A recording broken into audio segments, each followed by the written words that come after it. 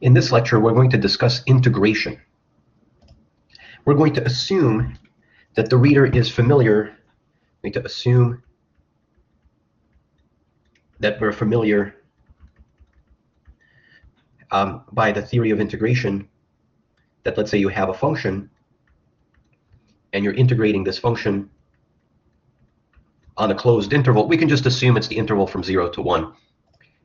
So we're going to assume that the audience is familiar with this. And when I say familiar, I mean that you know how that is defined rigorously, the properties, how to compute it, things like that. You do that in an analysis course.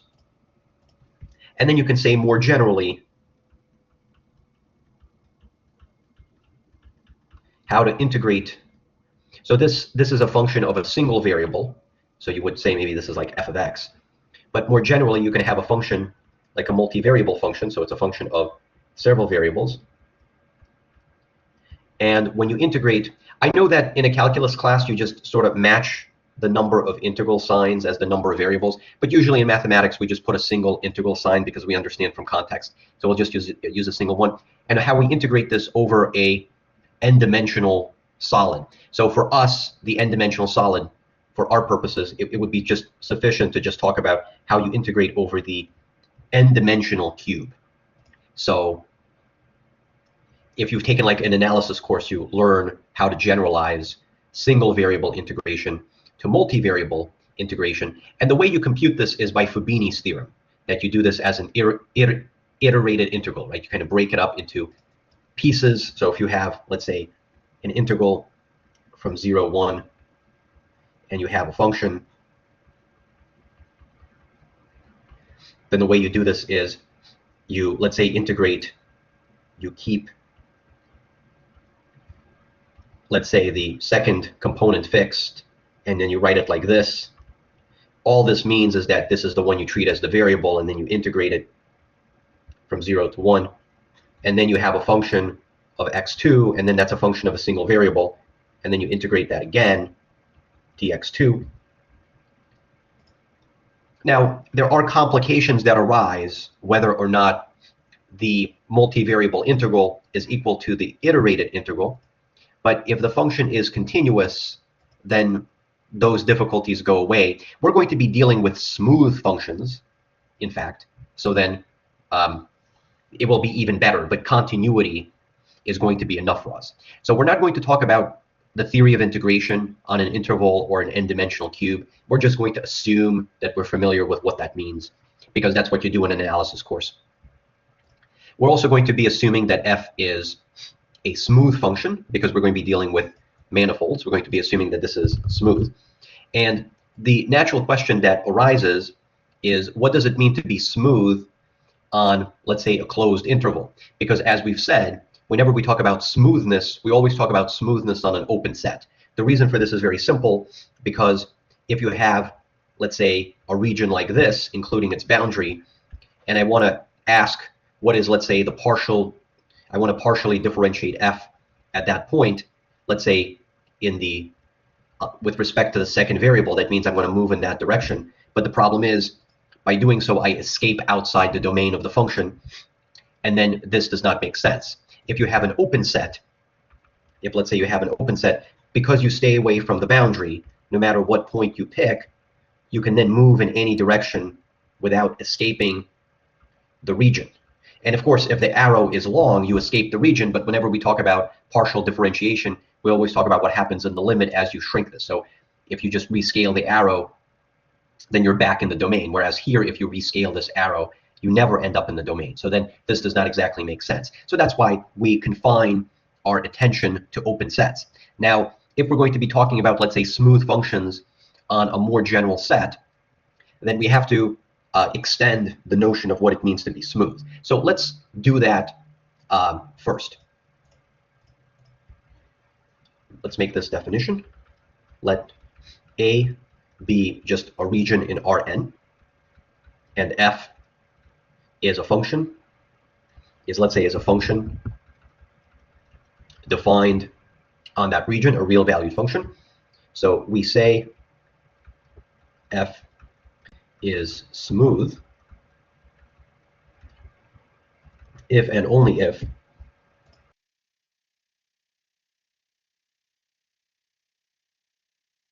and only if we can extend f to a slightly larger open set. If and only if there is an extension, let's call it f hat, or maybe we call it f bar. If and only if there is, let's say, a larger open set containing A and an extension function so that the extension function is smooth. And it's an extension function in the sense that when you restrict it to A, you get back the original function. So that just means, in other words, if you evaluate the extended function at x, you will get back the original function for all x in A. So if this condition is satisfied, then you say that f is a smooth function on this more general region, which is not assumed to be open. So for example, to give you a very easy example, let's say f is a function from -1 to 1. It's a function of a single variable, and it's given by square root of 1 minus x squared. Then f is not smooth on this closed interval because it cannot be extended to a larger domain, to an open interval on which it is smooth. And the reason here is very simple, because if you just look at the graph of the function, it's a semicircle, and the issue happens that as you approach the boundary, the tangent line becomes perfectly horizontal, so it has infinite slope, and so it is not possible to kind of like extend that further in a smooth way. You will have that problem over there. So this is not smooth. However, if you had, let's say, f of x is equal to, let's say, x squared, then you would say it is smooth, and for a very simple reason, because if you define, let's say, f, the extension function, well, actually, you can just define the extension function to all of r in the exact same way, then this function is smooth. Right, infinitely differentiable. So therefore, you would say that the original function is smooth. Okay, so that's what it means to be smooth on a more general region. We just never really needed to define that up to this point, but in today's lecture, it's going to just come up, so it makes sense to talk about this. And what we want to do, so in mathematics, so integration is a very powerful tool in mathematics. And so the question is, how do we extend the theory of integration to more general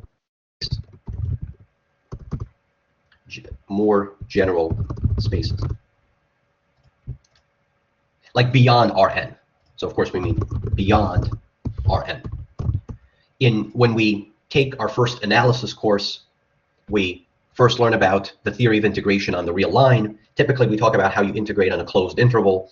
Then later on, if we take like analysis part 2, we do like multivariable analysis. We talk about how you integrate on, let's say, a rectangle, or on a more general type of a set, like if it's a triangle, how do you integrate in a triangle? And maybe you recall talking about this, like you probably encase the triangle into a rectangle, and this is your function f. And then you define the function to be 0 outside the rectangle, and then you integrate the new function over the rectangle. And the issue, of course, comes up is, does the integral exist when you do that? Because when you move from f to 0, you might have discontinuities along the boundary, and those complications arise when it's like not a rectangle. But I kind of just bring it up because maybe you, just as a reminder of something you possibly might have seen before. But all of the integration that you're doing is you're doing integration in Rn. And the question here becomes, can you replace Rn by something more general? And it turns out that there's two schools of integration. Two schools of integration. Maybe we can emphasize non-competing. What I mean by non-competing, it's not like people who do one type of approach say the other approach is wrong. That's what that would indicate. It's just that there's two different approaches to doing integration. They're both correct. They're just you just the way you set everything up is just different. So one approach is you do what is known as integration in measure spaces. In measure spaces. If you have no idea what a measure space is, then you do not have to worry about it. I'll give you a very quick overview of what a measure space is so you have an idea. And then the other approach is what we're going to talk about is you do integration on manifolds. So these are the two approaches to integration. Maybe there's other approaches perhaps, but these are like the two common ones. This approach is more used in analysis. So this is more analytical. This one will be used in something like topology or geometry. So if you're interested in, let's say, differential geometry, for instance, you would care about this. Whereas in any form of analysis, this is the approach that you take. So what are the differences between the two approaches? So the distinction lies in what do you mean by a space? So in the analytical approach, you have a measure space. So a measure space would be, you would have X, this is just a set, together with a measure,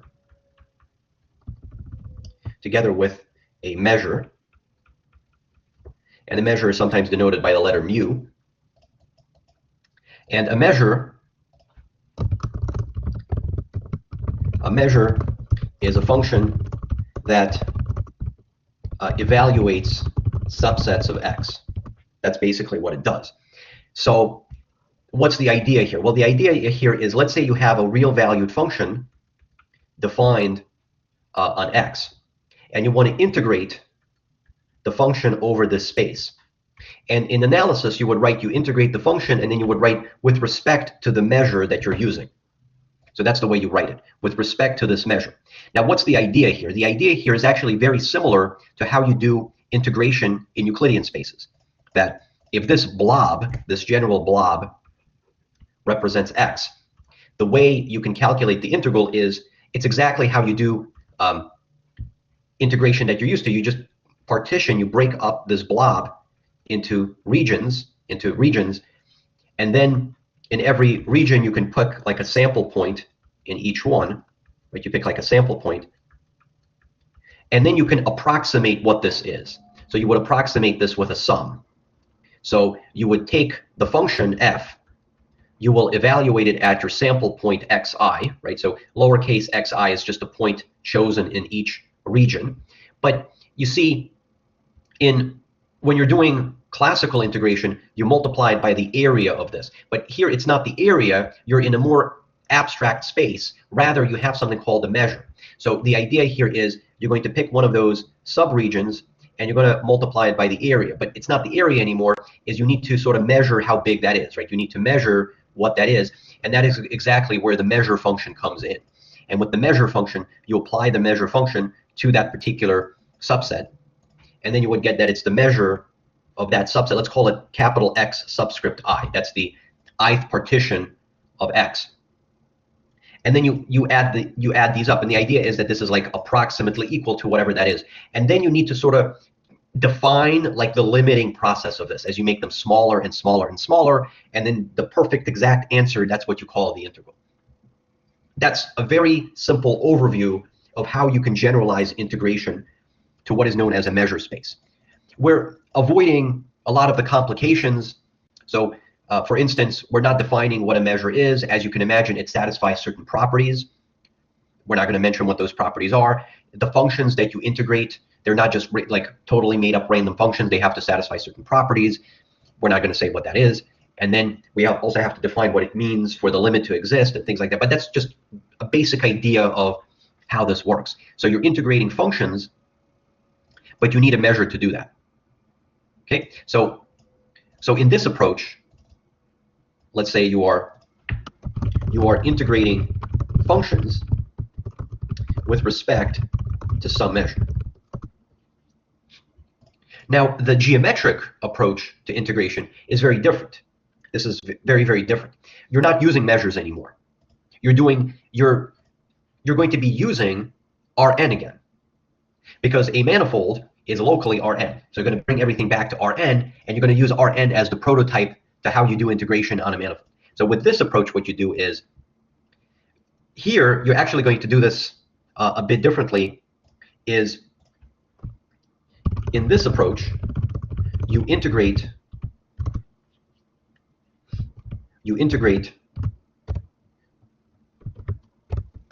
differential forms instead of functions. That's what you do.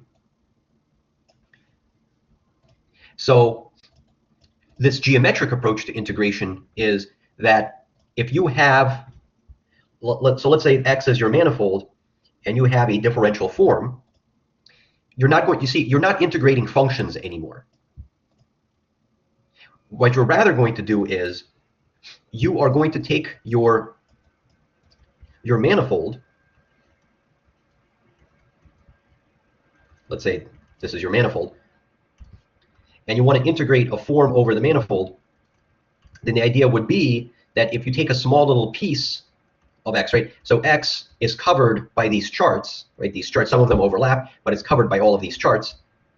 So you kind of decompose it into these charts, and then you map, this is Rn, kind of map pieces of Rn, so those are your charts, into your manifold. So these are the homeomorphisms to those open sets. And you have this differential form, and to integrate a differential form over the manifold, you'll be able to sort of, but a differential form is what? A differential form is then just a collection of Euclidean forms on each piece. So that's the way we define it. So you will have a bunch of Euclidean forms on each piece, and then you would execute integration back in Euclidean space. Now, you might be worried, and you might say, well, what if they overlap? How do you know which one to use? Well, this is going to be the nice part about differential forms, because differential forms, so the big idea of differential forms, and this is what we were saying earlier, is that they are invariant under coordinates. And previously, we never were able to explain exactly what we mean by that, but in today's lecture, you will see exactly what we mean by that. Invariant under coordinates. And so the answer that you get upon integrating will not matter which chart, right? So by chart, we just mean coordinates you use, because differential forms have the built-in property that as you move between charts, they're coherent. And so you will end up getting the same result nonetheless. And because of this, this gives you a well-defined answer no matter how you do it. And what we're going to do today is we're going to discuss how you integrate on a manifold. That's what we're going to discuss. So we're going to abandon this approach. This is integration of a function with respect to a measure. That's what you do in analysis. And if you've seen this before, there's nothing wrong with it. That's perfectly fine. That in some areas of mathematics, that is the more appropriate way to do integration. But in topology and in geometry, this is a more this is the way that's more appropriate for the subject. You're rather going to be integrating not functions, but differential forms. And this is what we're going to discuss how to do it. So this is just a setup for what is about to happen. So we're going to clear all of this away, and then we're going to start developing the theory of integration. It would be helpful, instead of trying to be as general as possible, to first talk about how to integrate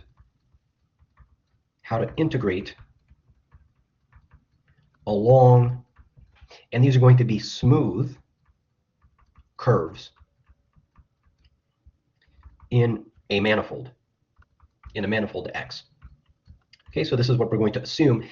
We're going to first do it for curves, and then from there, it would be very easy to generalize to higher dimensional objects. So these are going to be the assumptions. We're going to assume. First thing, we're going to assume that X is a manifold, smooth manifold, with an atlas let's call it phi lambda. Then we're going to assume that we have a smooth curve inside our manifold. Now, there's always this ambiguity of what we mean by a curve. We talked about this actually in a lot of detail when we talked about the closed curve theorem. Do we mean, when we talk about a curve, do we mean a set or like a topological space, or do we mean a mapping? Here, we're going to mean a mapping. And we're going to assume that we have a function. And if it's like a path or a curve, you can always assume it's from the open interval from zero, the closed interval from 0 to 1 into x is a smooth path curve, right? Is a smooth curve. So this is just a smooth map. So let's just explain what we mean here. Well, notice that this is a closed interval, and we've said that whenever we talk about functions being smooth on a set that's not necessarily open, an open Euclidean set, it would just mean that there's an open interval on the real line, J, that happens to contain the closed interval from 0 to 1, and the function can be extended smoothly to that larger open interval on the real line J. We do not really care so much what that interval J is, other than the fact that it exists. We're just going to focus our attention to the closed interval, but that's what I mean by a smooth map. And if you're concerned what it means to be a smooth map from J into X, you have to understand that X itself is a manifold, so it has an atlas. So there's a map. So if it's an n-dimensional manifold, then there's a map phi lambda, like this. So if you take the inverse image, you can do the composition, right? So you have a map going like this. That would be F composed phi lambda inverse.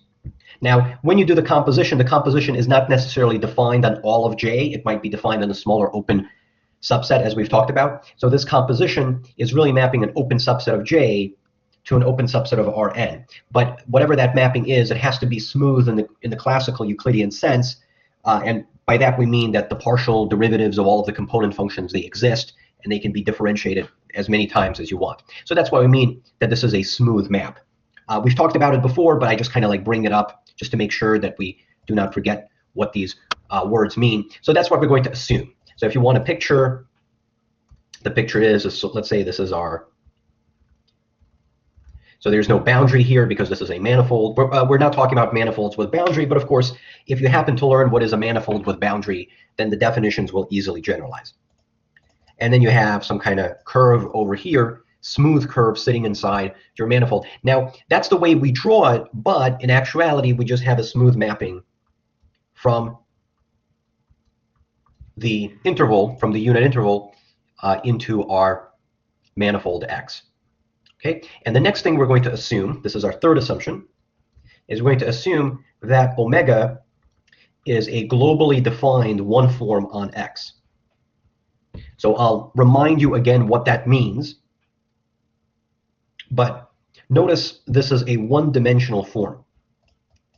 So the idea here is that the dimension, or the degree, maybe you could say the degree of the form needs to match the degree, the dimension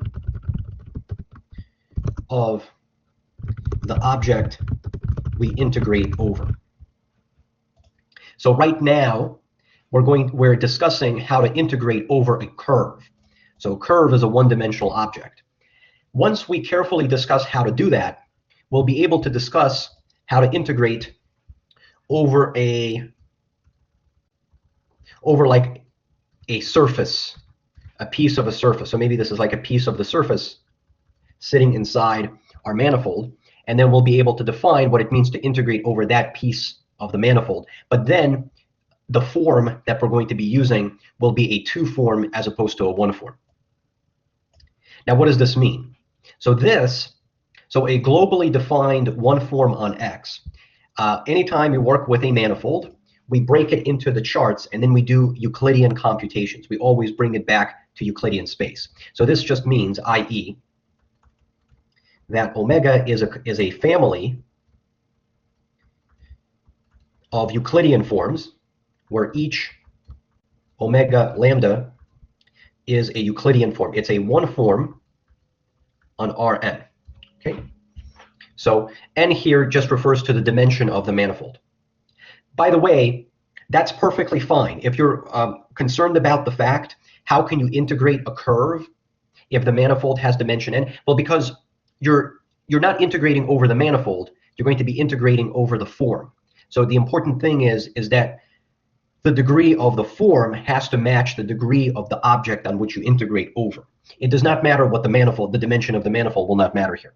So it is a family of Euclidean forms in each chart, and this is a coherent family. This is what we call a coherent family. I'm not going to write down the definition of a coherent family right now, because later on in our discussion, it will come up again. And when it comes up at the appropriate point, right there, I will remind you what it means to be coherent. So this is the assumptions. We have a smooth manifold. We have a smooth map, so in other words, a smooth curve living inside our manifold. And then you're going to have a one form, a globally defined one form on the entire manifold. And what we're going to do is, and we will define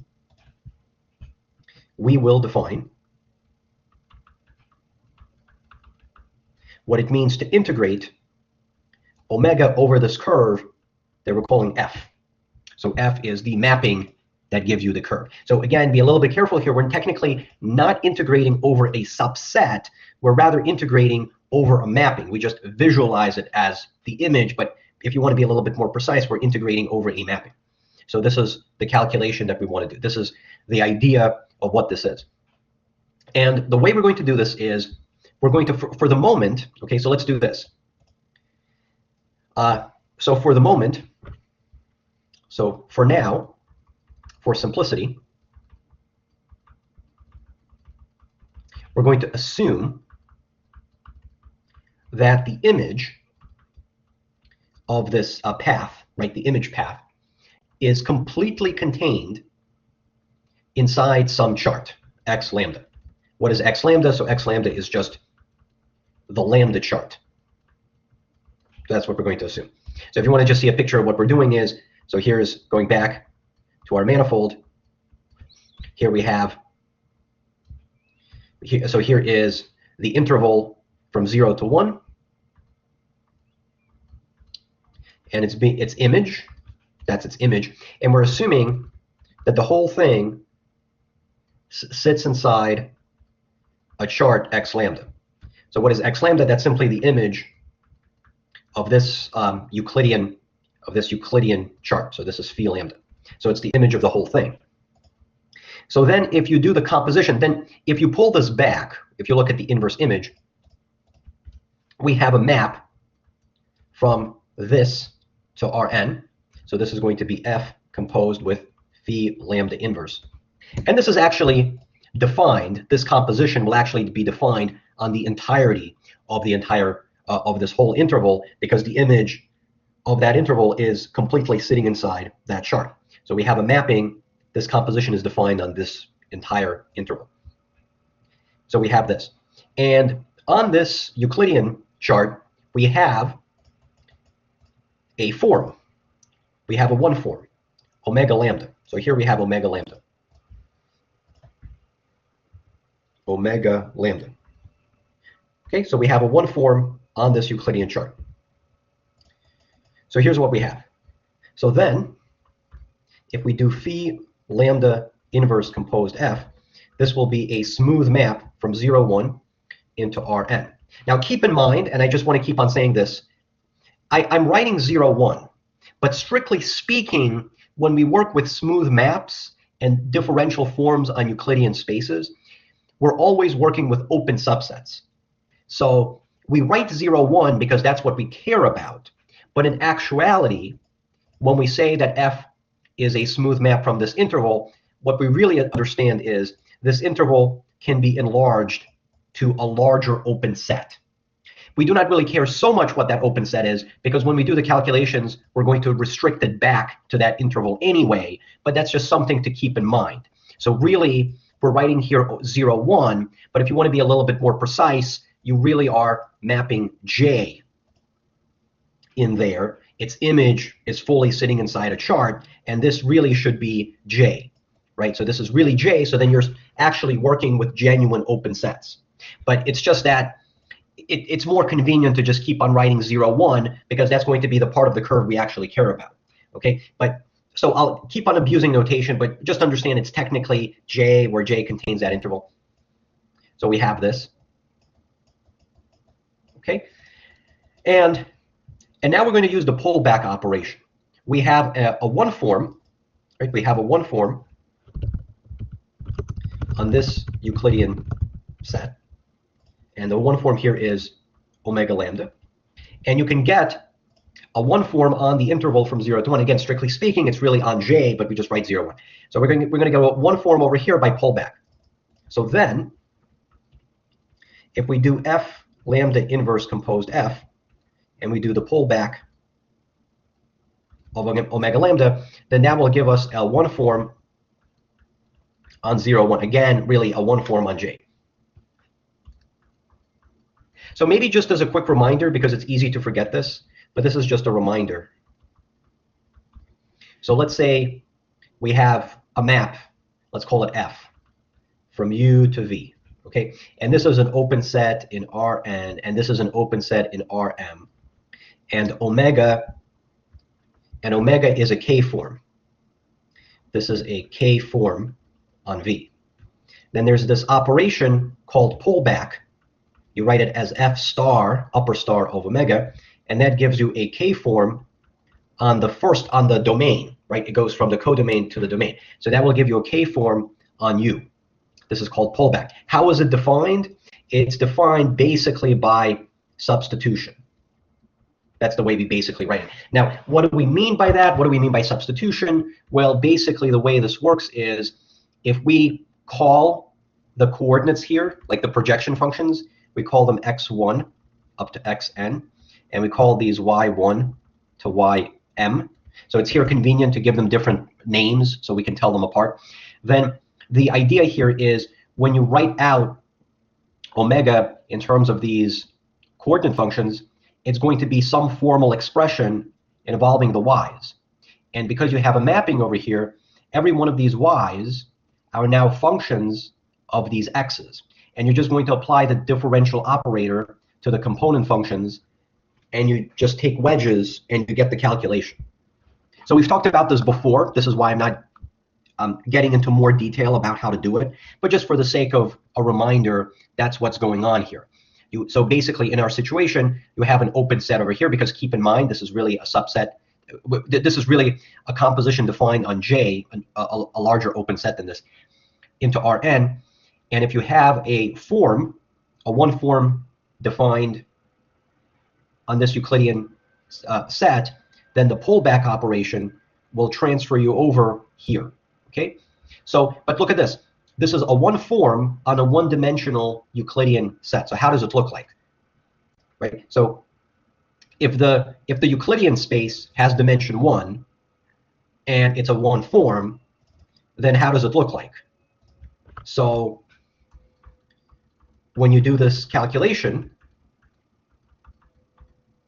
it's going to look like this. It's going to be, so let's say the projection function here is denoted by the letter T, okay? Because after all, this F is, we think of it as a path. So we think of this like the time parameter or something.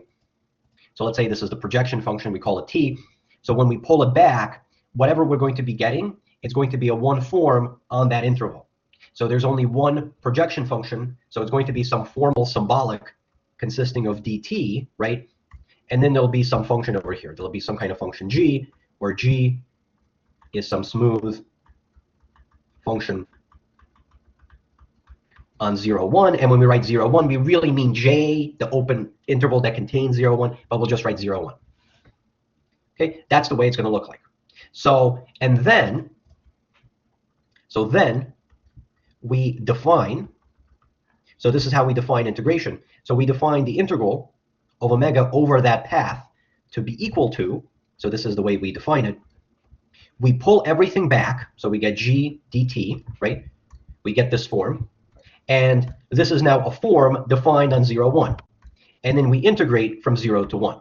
So here we are actually integrating from 0 to 1, because even though it's technically defined on J, we do not integrate over the entirety of J, we just integrate over 0 to 1. So that's why I kept on writing 0 to 1, because this is the only part we're going to integrate over. So then we just integrate from 0 to 1. This integral will exist because this is a smooth function. So in particular, it's continuous on that interval. So the integral will always exist. This will not be a problem. And what is this dt at the end? Well, this is just the symbolic, right? It's exactly the notation that you're used to in calculus, that when you integrate, you often write a function, and then you write like dt or dx or some other symbol. So this symbol at the end is just a symbolic. It does not really do anything. So then you're just integrating that function in the usual sense, right? And then whatever answer you get, that's the way you define it. Okay, so that's the way we do it. Now, we will, of course, do examples of this to illustrate how this works, but there is one issue that arises here. So there's actually two issues that arise in this definition. The first one is, of course, what if we're assuming that the image of this path entirely sits in a single chart? What if it does not sit in a single chart? So we'll get back to that. But it is also conceivable that what if this image path sits inside a different chart? So it sits inside the lambda chart. Maybe it also sits inside the mu chart. Okay, so let's go over that part again. So I'm going to clear all of this away, and we're going to go through this part again. Okay, so let's just say this again. So to summarize, we have a smooth map. This is a smooth map. We think of this as a path. And we have a globally defined one form on X. Okay? And this is the way we're going to do it. We assume that the image of this path sits inside the lambda chart. Okay? Then we define the integral of omega over that path to be equal to, and this is the way we define it, we define it to be equal to the integral from 0 to 1, and we do, so let's draw a picture again. Let's say it's a torus or whatever. This is F. We're assuming it sits inside X lambda, so we have Rn phi lambda. So we get a map from here to here given by composition. It's F composed phi lambda inverse. So we do phi lambda inverse composed F, and then we apply the pullback operation to omega lambda. You have to understand that a globally defined one form on X is nothing more than a collection of Euclidean forms on every chart. So you just take the corresponding Euclidean form that corresponds to the lambda chart. That's going to be a one form, and then you just pull it back like this. You just pull it back, and now you're getting a one form on the interval from 0 to 1. Okay, and then you just integrate this. Now, you might ask, okay, so if I'm defining, so look at this. We're defining the left-hand side using the right-hand side. So then you're going to look at the right-hand side, and of course, the natural question is to ask is, what does this even mean? That looks very complicated. But you have to understand that this might look very complicated, but omega lambda, this is a one form defined on Rn, and you're pulling it back to the interval. The interval is one dimension, so you're pulling it back to an interval. So you have a one form on an interval, and how does a one form on the interval look like? It will just be some function times the symbolic dt, and then you just integrate that. And by integrating that, we just mean you integrate the component function, right? The dt is a symbolic, it does not do anything. You just integrate the component function, and that would be your answer. So that's the way you do it. Now the issue of course, is what if, so this is the question. So the question is, what if the image of that path is also contained in a different chart? Let's call it mu. There's a different chart corresponding to a different index. So then we're going to get that the integral over f, so then if we do the other chart, then we will get that this will give us, if we're using this definition, this would be the integral from 0 to 1 of omega mu inverse f star applied to omega mu. So we're doing a different calculation. This is a different form. This is the form that corresponds to the mu chart, and this is a different chart. This is a different mapping, phi mu as opposed to phi lambda. So there's reason for concern. How do you know that these are the same? And what we claim is that these might look different, but they're actually the same. And the reason why they're the same has to do with coherence. So here's what we need to realize. So observe that we have the following picture. So what we have here is, we can say that phi mu composed with f is the same thing as phi lambda inverse composed with f. Let me write it like this. This is phi lambda inverse composed with f, and then composed again with phi mu inverse composed with phi lambda. Right? That's what we have, because if you do this, then these, of course, cancel away, and you're left with exactly that. Okay? So we have this kind of relationship. So what we have is we have a map from Rn into X. We call this the lambda map. And then we have a map from Rn into X. We call that the mu mapping.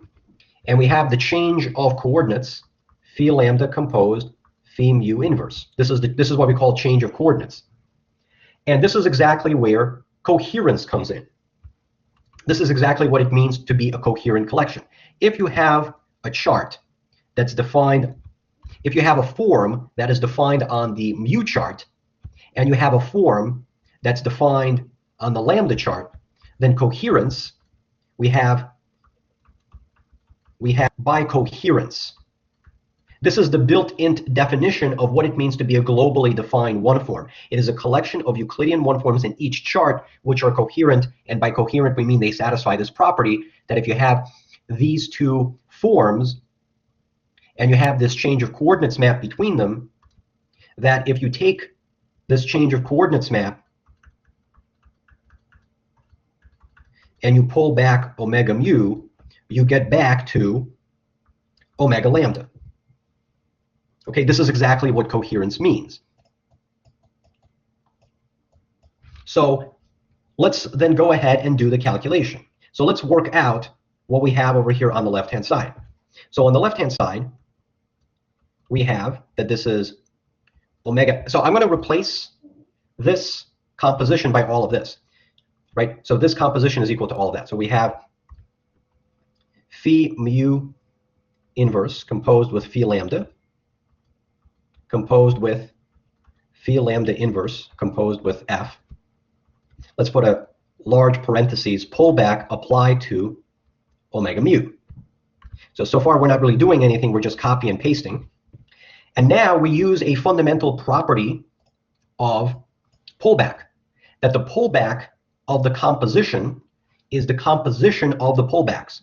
This is essentially the chain rule. This is why differential forms are introduced, is because they satisfy the chain rule. Because of the chain rule. So the chain rule in disguise, this is like a super sophisticated version of the chain rule, that the pullback of the composition is the composition of the pullbacks. It's like a functorial type of a property.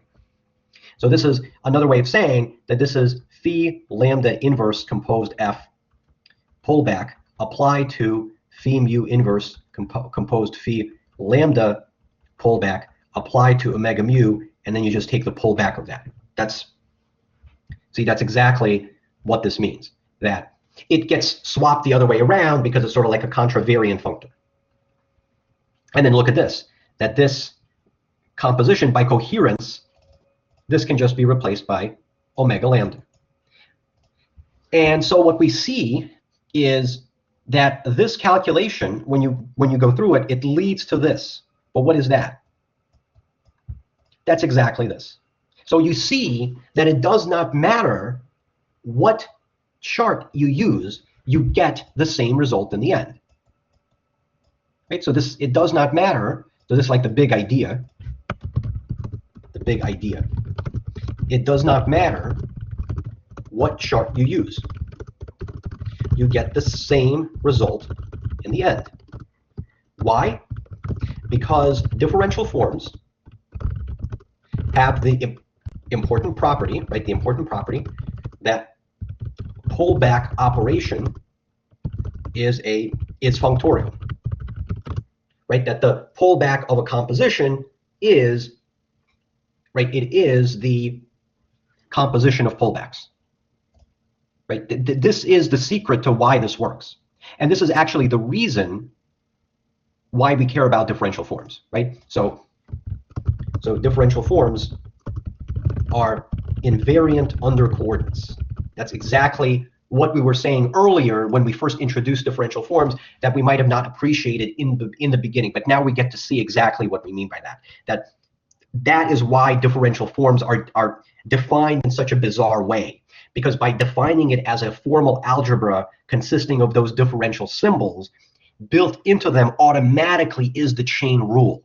And the chain rule is the functorial property that makes all of this work. So what we see from here is that it actually does not matter what chart is being used. Now, the other question here is, what if the image of the path is not contained in a single chart? That one is not too serious, and we're not going to spend too much time in it, because that has more to do with analysis than to do with topology. So I'll just very quickly say that. So if the image path is not contained in a single chart, then we partition. So we've done this before. You take this interval and you just partition it into subintervals. Like, let's say tk minus 1, tk, and so on. So that each subinterval t, let's say ti minus 1, ti, is contained in a single chart. And repeat the process. We've done this kind of trick many times before. When we talked about lifting paths in a covering space, we saw that if a path is not in a single evenly covered neighborhood, you kind of break it up into pieces and you just work from there. You have to show that it does not depend on how you partition it. But like I said, that has more to do with analysis. It's like this result that you learn about integration, that if you integrate from, let's say, A to B and from B to C, that's the same thing as integrating from A to C, something like that. That's more to do with analysis than it has to do with topology. But that's the way you do it. You partition it into small pieces. By small pieces, we mean each one is in a single chart, okay? And when it's contained in a single chart, we know it does not matter what chart we use, because the answer will be the same. And then you just add up all of the pieces, right? You add up all of the pieces that you do. So that's the way that you do it. So that is the definition. And now what would be helpful is to show you an example of how to do this, because right now it's probably a little bit too abstract. Maybe you're not fully getting it unless we do a careful example.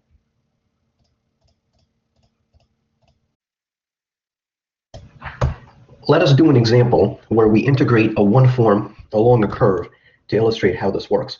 This is going to be an example that we looked at before, so that we're all accustomed to it, but let me quickly remind you how this works. We're going to say that S1 is a smooth manifold, and it has an atlas. We've done this example a few times already. It is an atlas consisting of a chart of two charts. One of them we call the function f plus of s, and the other function we call f minus of t. And f plus of s, it's a function from 0, 1 into the circle, and it's defined by e to the 2 pi I s. And f minus of t, that's the function which is given by the mapping formula that it's negative e to the 2 pi I t. And as we saw, that this one, its image, it misses that point and it covers that portion of the circle. And this one, it misses that point on the unit circle and it covers all of this. So together, when you take them, their union covers the entire circle. And we call this S coordinate, we call that T coordinate. And these are the two mappings that gives us an atlas and all that stuff. And now we're going to integrate And maybe I should also say, so recall, there is no globally defined function theta, real valued function theta on the circle. This is what we call an angle function. It's not possible to define it in a smooth way. So we saw that when theta is written in terms of s coordinates, it's given by 2 pi s. And when theta is written in terms of t coordinates, it is given by negative pi plus 2 pi t. Now, this notation is just a sloppy way of saying theta composed with f plus of s. That's what that means. And this is just a way of saying theta composed with the other coordinate map, with the negative coordinate map. We just often abuse notation, and we're saying the angle function in terms of s. Because as you can see, this is the angle. So in the s chart, the angle moves from 0 to 2 pi. And so when we calculate the angle in the s chart, we would take it to be equal to 2 pi s. Now you notice that this is a smooth function, but it's not defined on the entire circle. It's defined locally because it's missing that point. And likewise, when you write theta in terms of the t-coordinate, you again get a smooth function. This is a smooth function, but it's not defined globally. It is defined only on, it's defined on this open piece of the circle. So both of these are local representations, right? These are what you would say, we can write theta locally as a smooth function, but not globally. The reason why theta is not a globally defined smooth function on the circle is because these are not coherent. The change of coordinates in moving from s to t will not give you the same consistent function. However, we saw something quite interesting. Okay, so basically, okay, so maybe more formally, let me take that back. More formally, so let's maybe call this function over here theta plus, and we call this function over here theta minus. One of them is in the positive chart, one of them is in the negative chart. So more formally, if theta denotes this family of functions in each of the two coordinate systems, then theta is not an element of theta 0 of S1. So a zero form is just another way of saying smooth function. To define a smooth function, it is sufficient to give a smooth function in each of the charts so that all of that entire collection of function in every chart is coherent. But this is not coherent. So theta is not an element of theta 0 of s. These are smooth functions. However, something interesting happens when you apply the differential operator. However, if we let d theta, and d theta is simply by definition what you get when you apply the differential operator, the exterior derivative operator, to each of the two functions in each of the two coordinates. If you actually write this out, what this is, theta plus, this is a function defined on the open interval, okay? And you're applying the exterior derivative to this function. So we've decided to use s for the projection function, that gives you the coordinate, the projection function. So d theta plus would therefore be, so this is going to be a one form defined on an open interval from 0 to 1. So this is going to be 2 pi ds. And the other one would be, you apply the exterior derivative operator to this function, which is defined on that interval, and you get the following differential one form, 2 pi dt. And what's interesting is that d theta is now a globally defined one form on the circle. That all it means is, so just to repeat this again, when we say that a form is globally defined on a manifold, what we mean is it is a collection of Euclidean forms. So you bring everything back to Euclidean space, in this case, the interval to 0 to 1. So it's a collection of forms in Euclidean space. So we have two of them in each chart, and these are coherent. Okay, they satisfy the coherence requirement, and so that means by definition, if you let d theta denote that, then d theta is an element. It's a globally defined one form on the circle. So this is just a setup. We've talked about this before, but I want to just remind it again so we can all follow this example. And now we're going to do a calculation. Okay, so now let's use a different function. Let's call this function g, and let's use a different letter so we can distinguish between them. Let's say g of x. So this is going to be a function, let's say from the closed interval from 0 to 1 into the circle be the curve slash path, depending how you want to call it, that's given by the mapping I to the 2 pi I x. Let's say like that.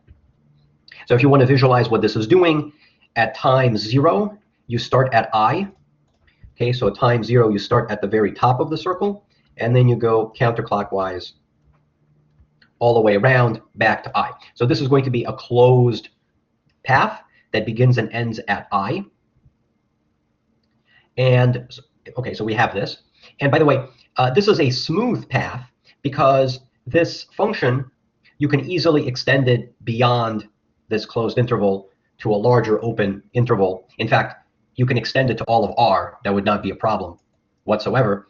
And this function would be smooth. So we say that this is a smooth, path because even though it is defined in the closed interval, it can be, the function can be extended to a larger open set in a smooth way. So this is what we call a smooth path.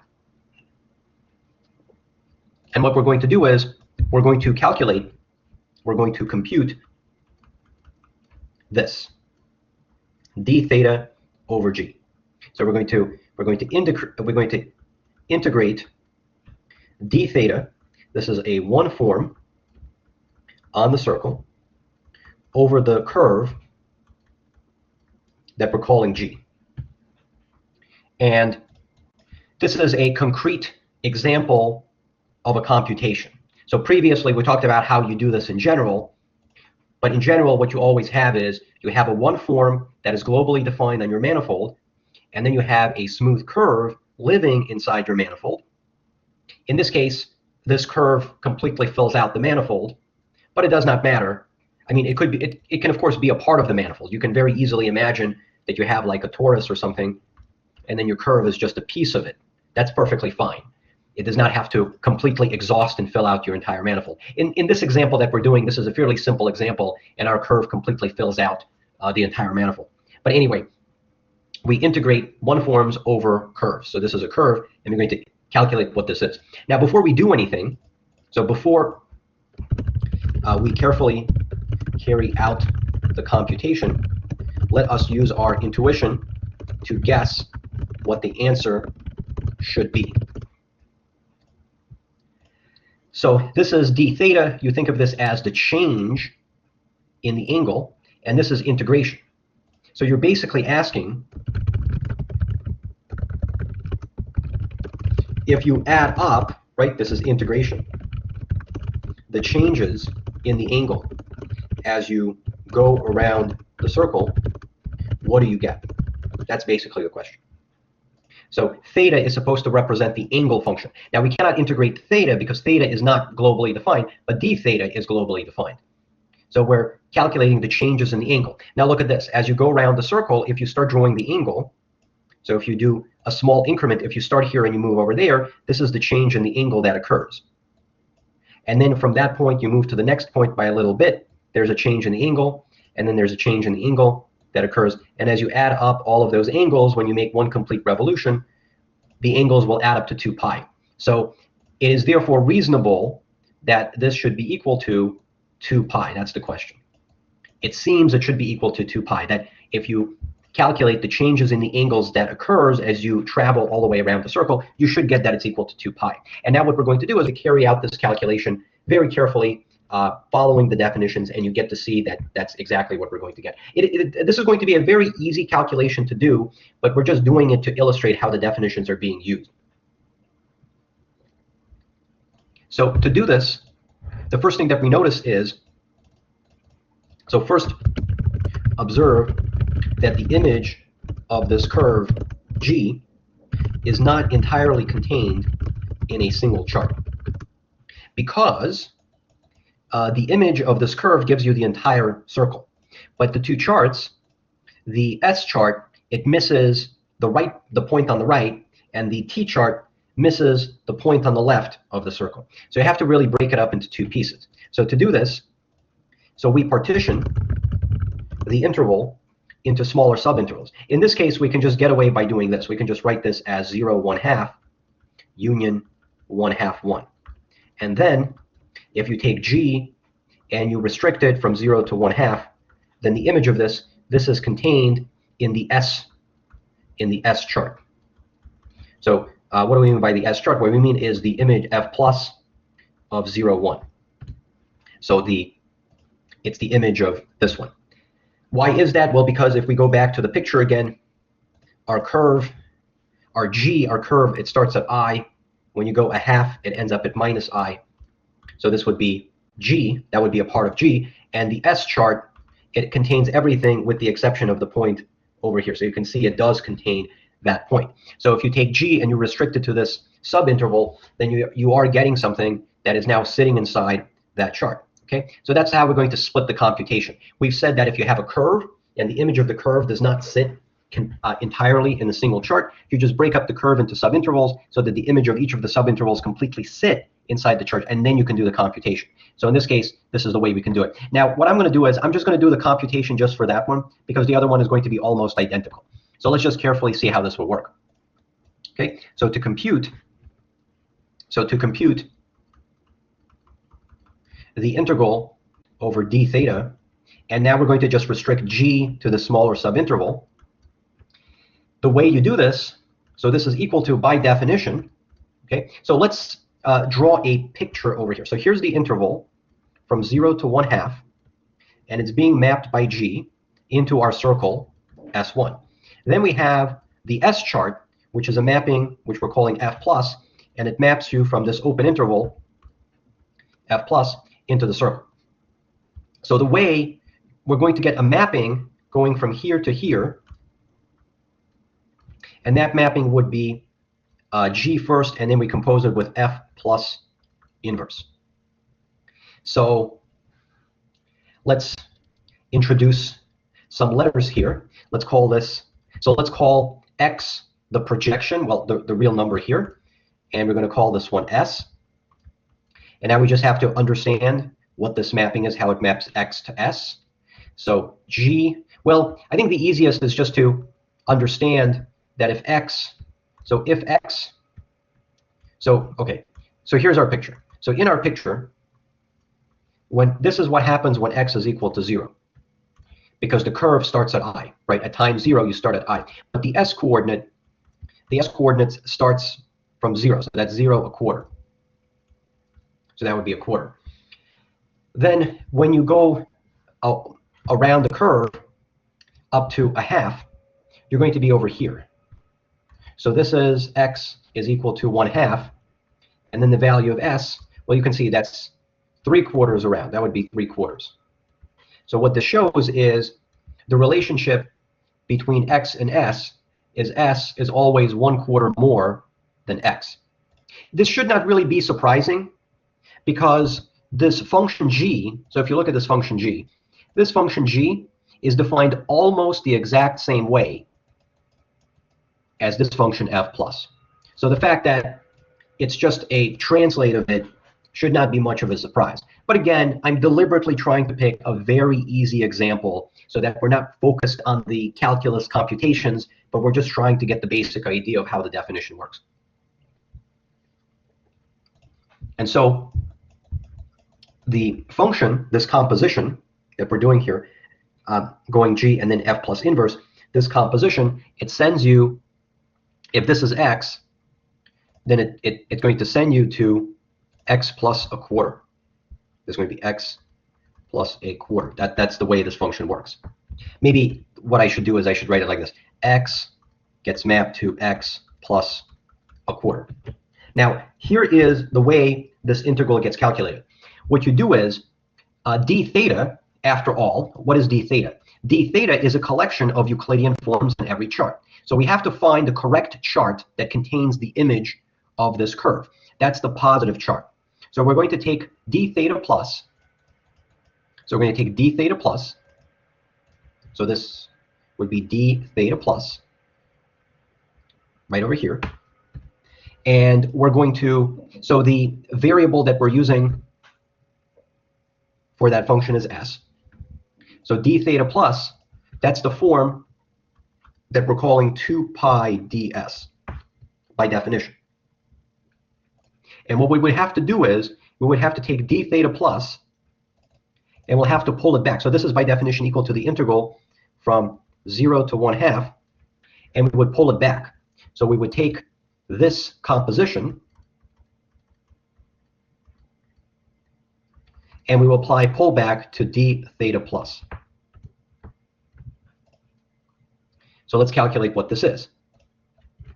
So this would be equal to, so let's continue it over here. So that would be integral from 0 to 1/2.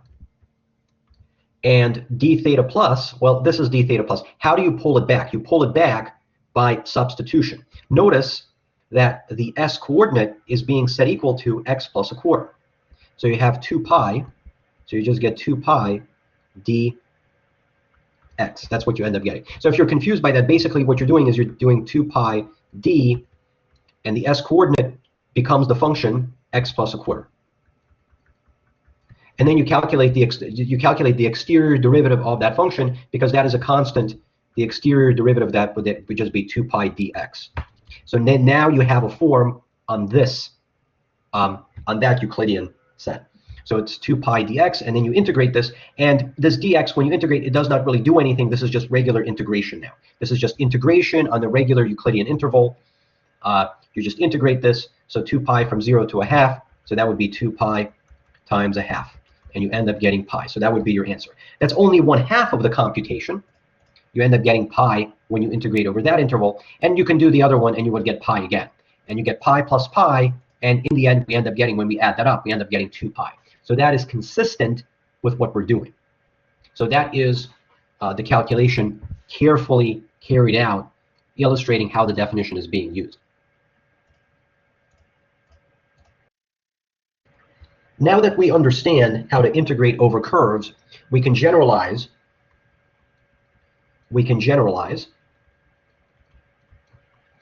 And integrate over any one chain. So let's set up the definitions. So we're going to assume that X is a smooth manifold, and omega is a globally defined one form on X. So let C1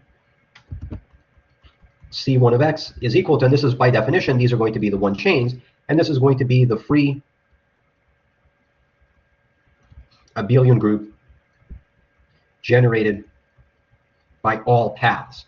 So these are going to be smooth mappings. So here, when we're working with integration on manifolds, we work with smooth mappings as opposed to continuous mappings from 0, 1 into X. Okay, and so thus, if C is a one chain, then C will have the form that it is a formal sum of paths where each Fi is a smooth path. This is smooth mapping into your manifold. And again, when we say smooth on the closed interval, it just means that every single one of those functions can be smoothly extended to a larger open interval that contains 0, 1. And the coefficients are just integers. So the picture that you want to keep in mind here is, like, let's say that this path over here, this is like F1. This is sort of like F2. Maybe this is F3. It does not have to be a closed path, by the way. I just drew a closed chain. It does not have to be a closed chain. I just drew that, but it does not have to. And you can see the advantage of using these formal sums, because even though you have these sharp corners, this portion of it is smooth, and then that portion of it is smooth. So then that's the way you would break it up. So it kind of makes sense. If I asked you to integrate over this piece, you would just break up the parametrizations over each of these segments, and then you integrate over each of those segments separately. A small little comment here. This might be a little bit annoying. I know that previously, when we talked about one chains in a topological space, we did not have mappings from 0, 1 into X. We rather had mappings from the one simplex into X. And of course, the one simplex is homeomorphic to the interval to 0 to 1. But when we talked about homology, and when we talked about topological spaces in general, it was more convenient to use the notation of simplices, because it was easier to write out certain calculations. In particular, it was easier to write out the boundary operator. But when you're dealing with manifolds and you're talking about chains and you're doing integration, it's more convenient to not use simplices, but rather use rectangles. So you would use the regular interval, and then you would use the unit, then you would use the unit square, then you would use the unit cube, and so forth. Conceptually, you're doing almost the same thing, but you're just adopting a notation which is more convenient. It's a little bit annoying to integrate over triangles. It's more convenient to integrate over squares and cubes and so forth. If that bothers you, then I guess you can introduce two different notations. You can call this like C1 delta x, and this would mean the free abelian group generated by continuous maps from the one-dimensional simplex into x, and then you can use this notation with a square to indicate that these are smooth maps from the interval into x. I do not like to do that. I do not like to make the notation more complicated than it is. I prefer to overload the notation, use the same thing, because conceptually you're basically saying the same thing, except you're just adopting a more convenient notation when you're working with integrals. But like conceptually, these are still curves in both cases. Just we're using more convenient notation here. So I'll keep on using this, even though technically it is a little bit different from what we've seen before. And then how do you integrate over a chain? And then we define the integral over omega over c linearly. And I leave that up to you to think about what this means. It basically means that if c is this formal sum of paths, of smooth paths, and you want to integrate a one form over that entire collection, you would just integrate the one form individually over each of the paths individually that makes up the chain, and then you just add it all up, right? That's kind of the reasonable way to do it. So, and that's the point. We can now integrate over any chain, any chain. Of course, the convenience here is that you can have a path that is technically not smooth, it has like a sharp corner, but that's okay, because you just break it up into two segments. This one is smooth and that one is smooth, and then it's just a formal sum of those two. So that's how you can integrate over any chain, any one chain. So, and in fact, what's interesting about this is it might feel what we're doing right now has not much to do with topology, but let me show you an interesting connection to topology. So it may feel like today's lecture topic has nothing to do with topology, right? I mean, this is after all a course in topology, so you might ask, what's the connection with topology? So here is an interesting way to use integration to detect homology. So previously, and I'm not going to write any details here. This was discussed in a previous lecture. We defined two forms. One of them we called d theta, and the other one we called d phi, and these were globally defined forms on a torus. So basically, you have a torus, and on the torus you have two angles. One of them you call the phi angle, and the other one you call the theta angle. And just like with the circle, theta and phi are not globally defined. I mean, basically, because you have two copies of the circle, theta and phi are basically the two angle functions on each of the copies of the circle. But just like we saw on the unit circle, theta and phi are not smoothly defined functions on the entire manifold. However, d theta and d phi are globally defined on the torus. I'm not going to write out the details. That was done in a different lecture. But it's very similar to what we just did with the unit circle. And now something very interesting happens. So now let C be let's say a closed one chain. We're going to assume that this is a closed, smooth one chain. So that would just mean that C is a formal sum of smooth paths, because we are dealing with a smooth manifold.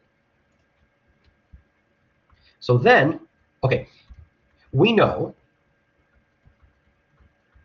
that the homology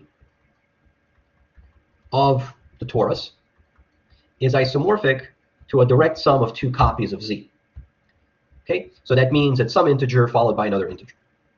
So thus, the homology class of this closed one chain corresponds to an integer pair. Because we have this isomorphism over here. So whatever this, so this is a homology class of that chain, and that will correspond to a pair of integers. So here's how you can find that homology class in a very interesting way. We can detect this homology. So we can detect this homology class by computing. So we can integrate over this chain d theta, and then we can integrate this over d phi, and then we're going to divide out by 1 over 2 pi. This is a generalization of what we just did with the circle. So if you're confused by that, this picture will help illustrate what we're doing. So this is our torus, and in this torus we have some kind of, this is our C. So as C, your chain, goes around the torus, d theta is calculating the change in the angle that occurs. So you're counting how many times it is rotating around, let's say, like the inner ring.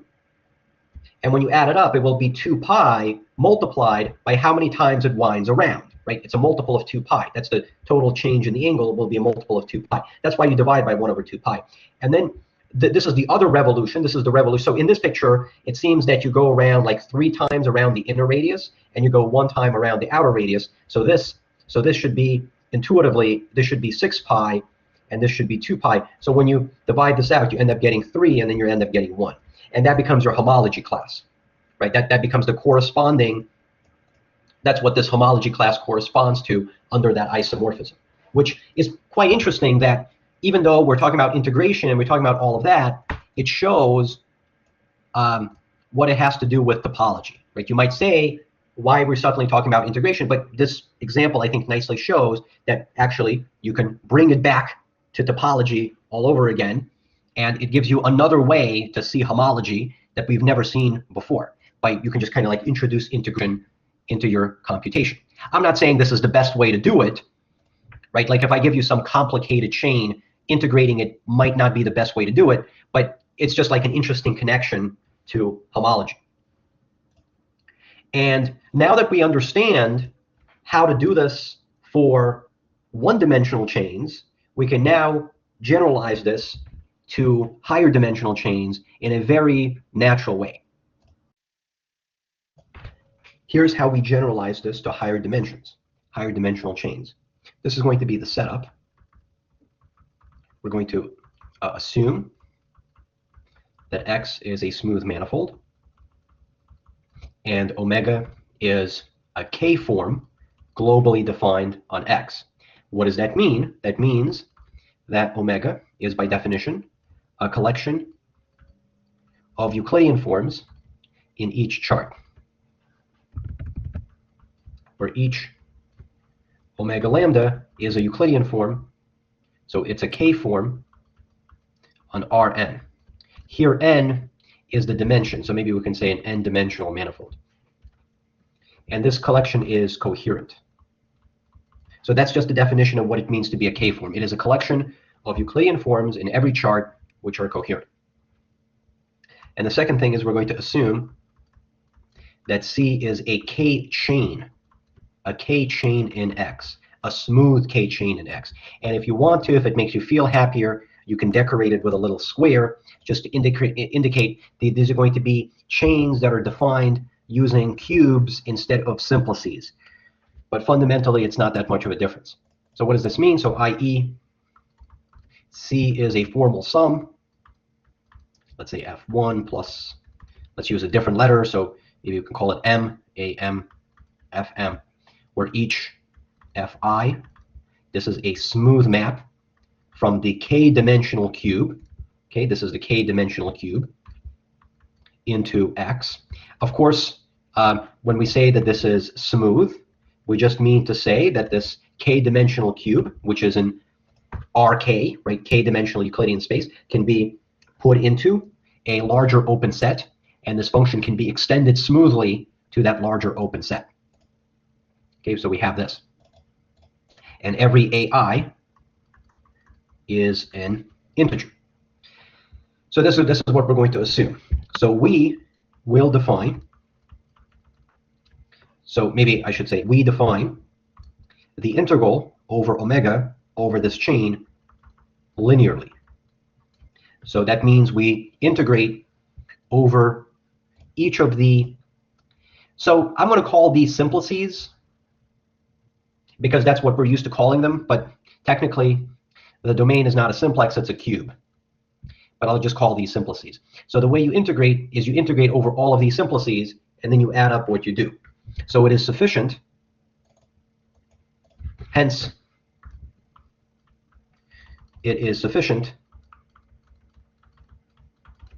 to define what it means to integrate over omega f, where f is just a single, it's just a single mapping from the k-dimensional cube. So it's just a single simplex, smooth mapping into x. So how do we do that? So at first, for simplicity, let's say that the image of this k-dimensional cube sits inside some chart. So let's call this phi lambda Rn, where phi, I realize I forgot to write phi from before, but consistent with our notation, this is just a chart, right? This is just a map from Rn into x. That's just one of the charts. So we're assuming that the image of this k-dimensional cube sits inside a single chart. So then what do we do? Well, let's draw this little diagram over here to help us see what's happening. This is f. This is being mapped into x. This is Rn. This is being mapped by phi lambda. And maybe we can indicate this, that this is, let's say, some kind of manifold or something. And the image of that cube, it's some, I'm going to draw a little curvilinear square, and that curvilinear square comes from Rn. So there's an open set over here whose image contains, there's this open set over here that contains this image. So then you can talk about this composition, f composed phi lambda inverse, like this. Okay, now what we know is on this Euclidean, in this Euclidean space, we have a differential K form. We have omega lambda defined on that chart. Why is that?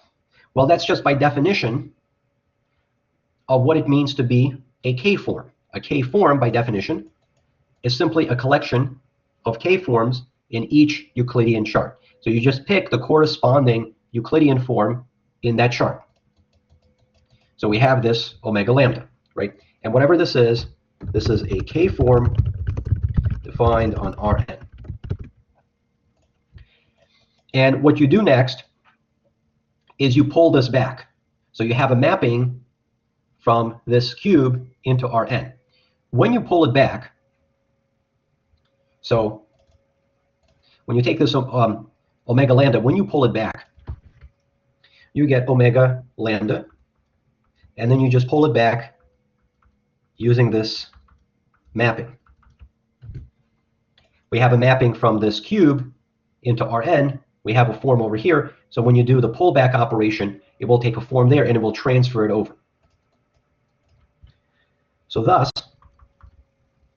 the pullback operation applied to omega lambda, this will be a K form on this K-dimensional cube. Of course, I want to just quickly remind you again, technically, it's not on the cube. It's defined on the larger open set containing that cube. But we do not really care about what that larger open set is, because when we do the computations, we're going to integrate only on that cube. That's why we do not even bother to write that open set. But look at this. You have a K form on a K-dimensional Euclidean space.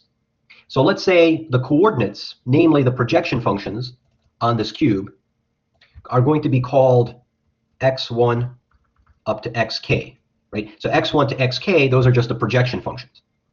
So then a K form would then be a formal expression consisting of all K differentials, because you have to use all K of them. So it'll be something, and then you'll just have some coefficient function in front G. Right? This will be your smooth function defined on that K cube.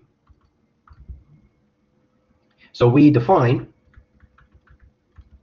that the integral over omega over that simplex, I say simplex, technically a cube, but simplex is then equal to, right, we define what this is. We're going to integrate, we bring everything back to the K-dimensional cube. So this is the integral over the K-dimensional cube. And this would be the pullback. You take the pullback of the corresponding Euclidean form in that chart. But what is this equal to? Well, if you work it out, when you pull it back, this is going to be a K form on the K-dimensional cube. So when you work this out, this is going to be an integral over the K-dimensional cube, and it will be some function. Well, that's just some function you get after substituting, and you'll have dx1 wedge dxk. But these are just, these at the end, these are just symbolic. You do not really do anything with them after you do the pullback. Now you're just integrating G over this cube. And this is just a K-dimensional, and whatever you're left with, this is simply a K-dimensional integral over this cube over the K cube from 0 to 1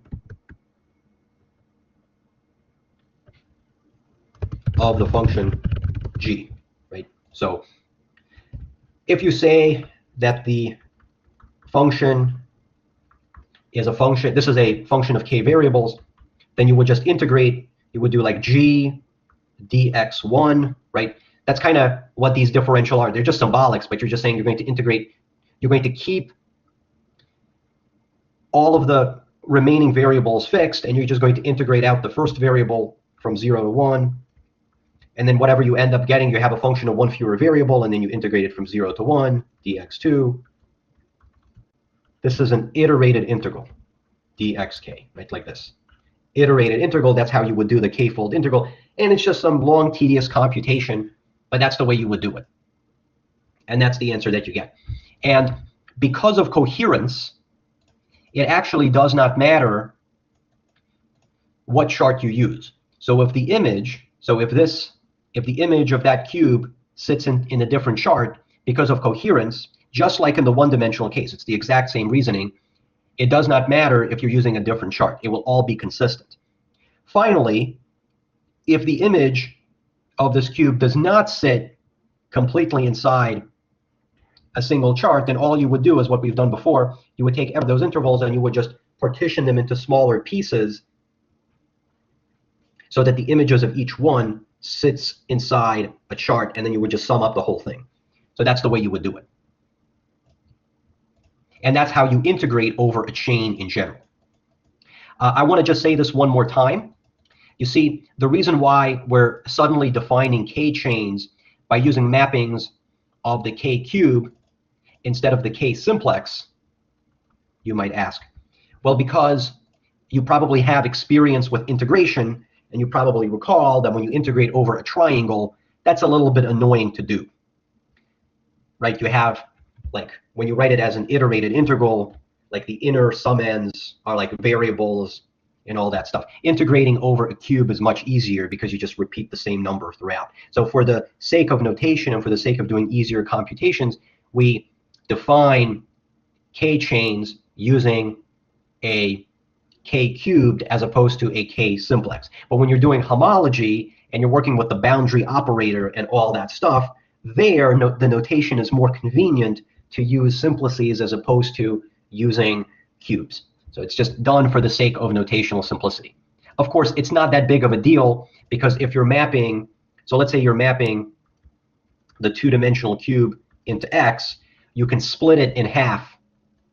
And as you can see, you have two separate simplices, right? This thing is homeomorphic to delta 2, that thing is homeomorphic to delta 2, and then you have two different simplices being mapped into X. And so every such mapping from the 2 cube can be written as a sum of two simplices in the usual way.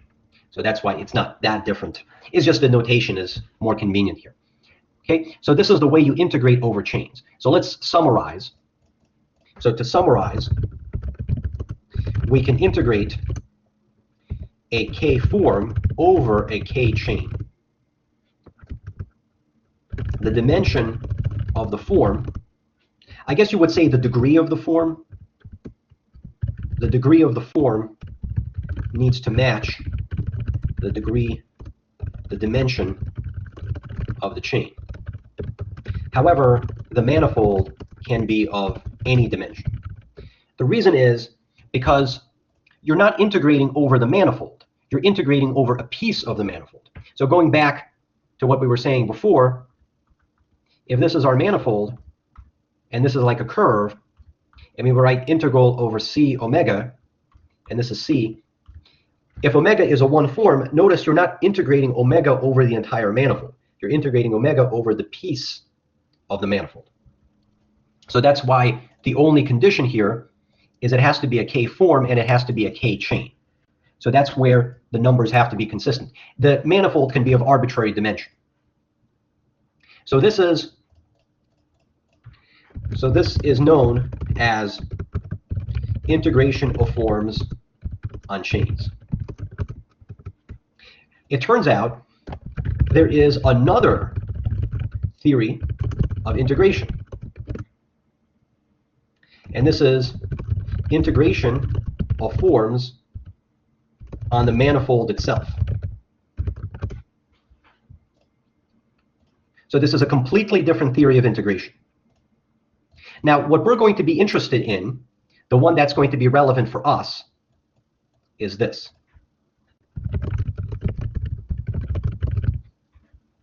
But I'm going to discuss this for the sake of completeness. So those of you who go on to study more about manifolds, you might actually talk about integrating forms on manifolds. This is a little bit different. So it's a different theory of integration, but it does feel a little bit similar, and that's what I want to talk about. So I would say that if you're not interested in knowing what this is, you can probably just avoid watching the video from this point on, and I think you should be good enough for what follows. But I imagine you're probably interested to see this. This is integration done a little bit differently, and I want to discuss this one as well, so you happen to know that one too.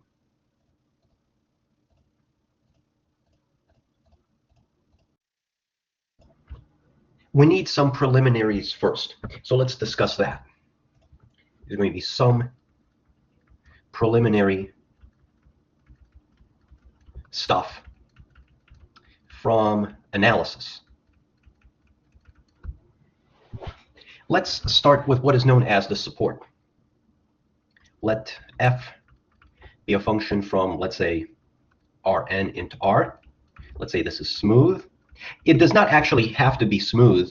Many of these definitions could be more general, and some of the results that we're about to state, they could be more general, but we're not trying to be as general as possible. We're just trying to be sufficient for the purposes that we're doing. We're working with smoothness, so let's just assume that things are smooth.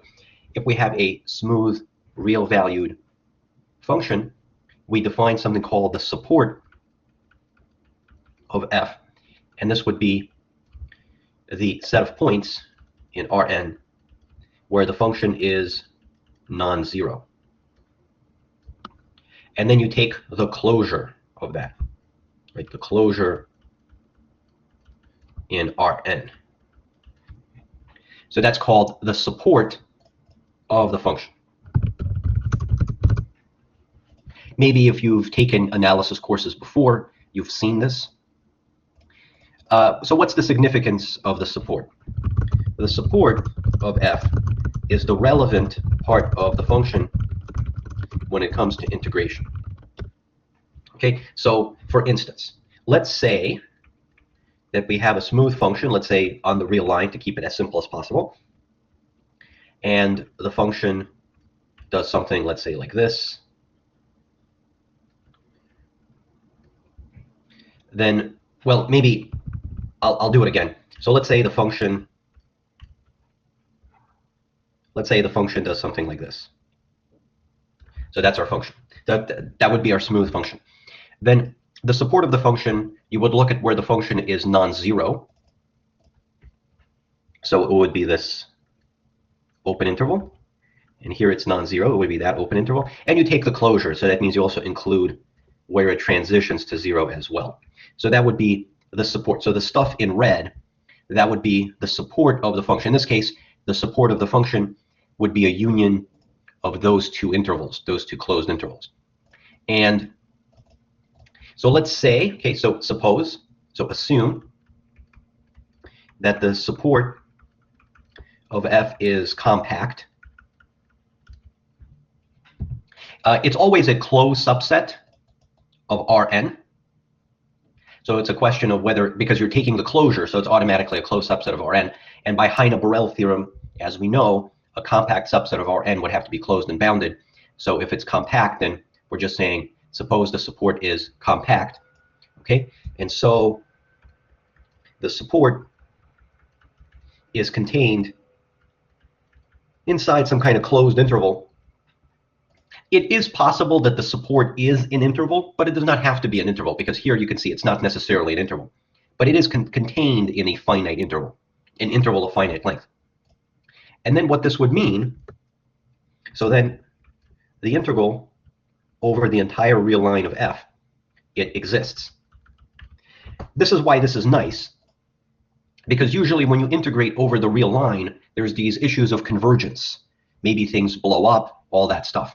But because the function is zero, when you integrate, the zero part of the function does not matter. And the only part that matters when you integrate is the support of the function. So if the support of the function can be contained in a large enough interval, let's say from a to b, you can just confine all of the integration just to that interval. And then you would say that the integral over the real line would just be the integral from a to b of f. And now you have a continuous function. In fact, it's a smooth function.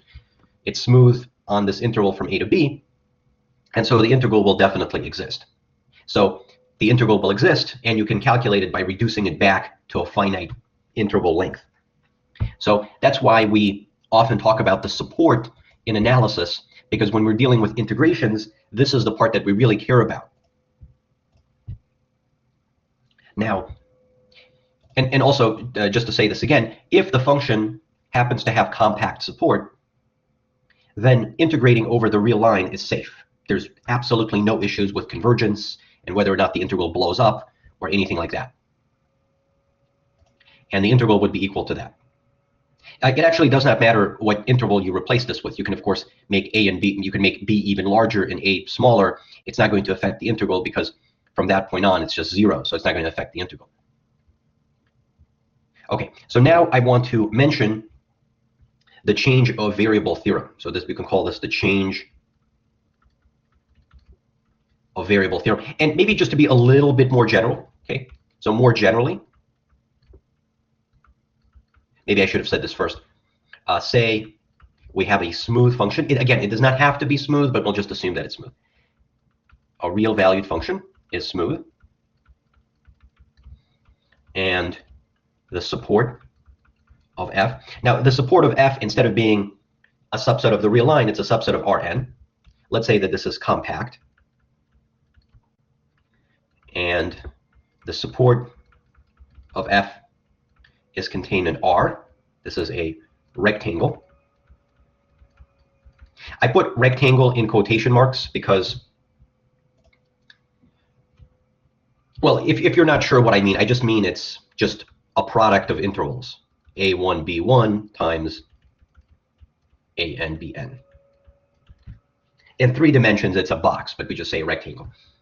Then the integral over f over the entire n-dimensional space, it will exist, because the support is the only part that we care about, and the support is contained in a rectangle.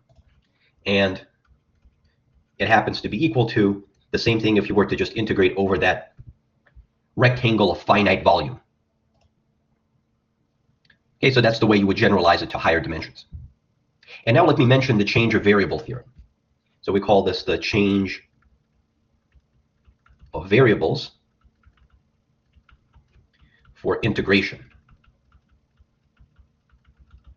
I just want to warn you again that everything that we're about to say could be made more general. You do not have to assume smoothness or anything like that, but for our purposes, this would be sufficient. So suppose,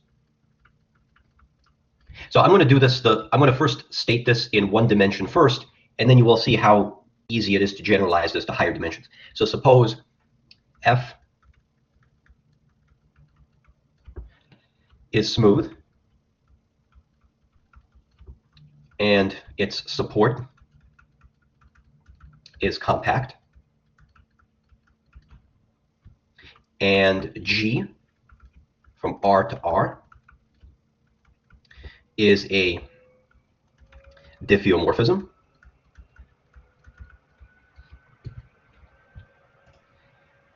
Diffeomorphism just means this function is smooth, it's a bijection, and its inverse is smooth. This condition can, of course, be dropped. You can just assume that the derivative exists and the derivative is continuous. You can also drop the assumption that G is defined in all of Rn. You can even do it something like this, that it's defined in an open subset. It's a diffeomorphism from an open subset of Rn to another open subset of Rn, but I'm trying to keep it as simple as possible. So this is a diffeomorphism. So then, if you were to integrate f over R, that's the same thing as in doing this. F composed G times G prime, that this is the same thing. So notice this is composition. That's the derivative. We're assuming it's a diffeomorphism, so the derivative will exist. And here we have absolute value on the derivative. The derivative we're assuming is continuous because it's a diffeomorphism. So this is what we have. Now, this exists because F has compact support. Why does this one exist? This one exists for the exact same reason, because to show you a picture, so let's say this is the real line. This is a copy of the real line. And we have a diffeomorphism G. So F has compact support. So that means the support is contained inside some interval. In fact, it could even be an interval, but it's not guaranteed. So the support is contained somewhere inside that interval. Maybe it's equal to it, but it could be a subset of it. Right? So in general, the support is going to be some subset. That would be the support of F. And outside the support, the function is 0. F is 0. In fact, if you're outside the red, it's going to be 0. It's just more convenient to replace the support by an interval, because the support could be a more complicated set. But the point is it is contained in an interval, and the part in the interval where the function is 0 will not affect the integral anyway. Now, the image of that interval, you map it, well, it's the image of this interval. So an interval gets mapped to an interval. G is a continuous map after all. And it will have to be a compact set because you're just mapping a compact set. Maybe it gets bigger or something. And so that would be the image, right? And now you're integrating F. So the point is that if you're outside, right, if you're outside the red, then F, right, like you have, the function can be integrated here, but the function can also be integrated here. If you're outside the red, so this is really G composed, maybe I should say G composed F.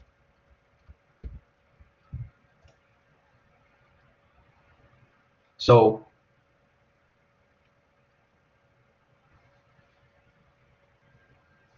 So maybe, yeah, so we want to integrate this. So if you're outside the red, then this is going to be 0. Right? So let's just think about this. Let's say I pick a point right over here, x, and I evaluate f compose g, evaluated at x. Then we have f of g of x. So I guess I should use here not g, but g inverse. Yeah, I should use g inverse. So g inverse, it exists because this is a diffeomorphism, and it's a continuous map. In fact, it's a smooth map, we're assuming. So this interval will get mapped somewhere. So if you're outside of that interval, then g applied to x, it would therefore have to be outside the red, right? That would be g. Maybe g of x would be here. I do not know where it is, but it has to be outside the red. And because it's outside the red, f evaluated at that would be equal to 0. Okay? And so the point is this integral, so the integral on the left, it exists. Right? There's no issue of convergence, anything like that. And the integral on the right will also exist for the same reason. You might be concerned about this g prime, but the g prime does not matter because this is going to be 0 anyway. So and the question is, how do you justify this? Why is the left side equal to the right side? How do we justify this? So here's the way we justify the change of variable formula for integration, and also importantly, why do we have an absolute value over here? So here's the way we would do it. Let's say, let me just remove this so it's not getting in the way. So let's say that the support of f sits inside the interval from a to b, but you can contain it in an interval. So then you would say that this is the same thing as integrating from a to b f. Okay? And this mapping is g inverse. So g inverse is a smooth mapping, and the image of that interval, well, g inverse applied to, now the thing is, it's a question of what happens to the endpoints. They could get swapped. It could be that a goes here and b goes there, and that's actually the reason why the absolute value comes in here, but let's not worry about that for the time being. The image of this closed interval under g prime would be another closed interval. It might be that it gets swapped, they go out of order, but the point is there's going to be something over here c, and there's going to be something over here d. So if the derivative, if g is increasing, right, in other words, the derivative is positive, then a gets mapped to c and b gets mapped to d, otherwise it gets interchanged. Okay, so let's say, so there's really two cases to consider. Let's say the derivative is positive. Okay, so then that would mean the relationship here would be that g inverse of a is equal to c and g inverse of b is equal to d. And we're claiming that this would be equal to this, from c to d, g composed f. And here we're assuming that the derivative is positive. That's an increasing function. So we'll just put g prime like this. And to justify this, what you have to realize is you're going to let capital F be an antiderivative for lowercase f. Okay, so then we can use the fundamental theorem of calculus to say that the left side is equal to f of b minus f of a. But what can we do with the right side? Well, with the right side, what we would have is, you have to realize that this is really the chain rule. So this is the chain rule applied to f compose g prime, right? Because if you do not believe me, just work this out carefully. This is the chain rule. That would be capital F prime composed with g multiplied by g prime. Capital F prime, that's just lowercase f because it's an antiderivative. And then you multiply this by g prime. And what you see from all of this is that this is, in fact, and this is correct, that this is exactly the derivative of that composition. So if you use the fundamental theorem of calculus again, that would be f of g of d minus f of g of c. But what did we say about g of d? Well, you can see it right over here. G of d is equal to b, and g of c is equal to a. Okay, so, but that's exactly what we have over here. This is a, this is b, and that is A. So you see that this relationship is satisfied. Now, what would happen if the derivative was negative? So if the derivative was negative, then that would mean the function was decreasing. So then instead of having g prime, we would replace this by negative g prime. And then the relationship would be that g of A would be D, and g inverse of B, so yeah, that would be C.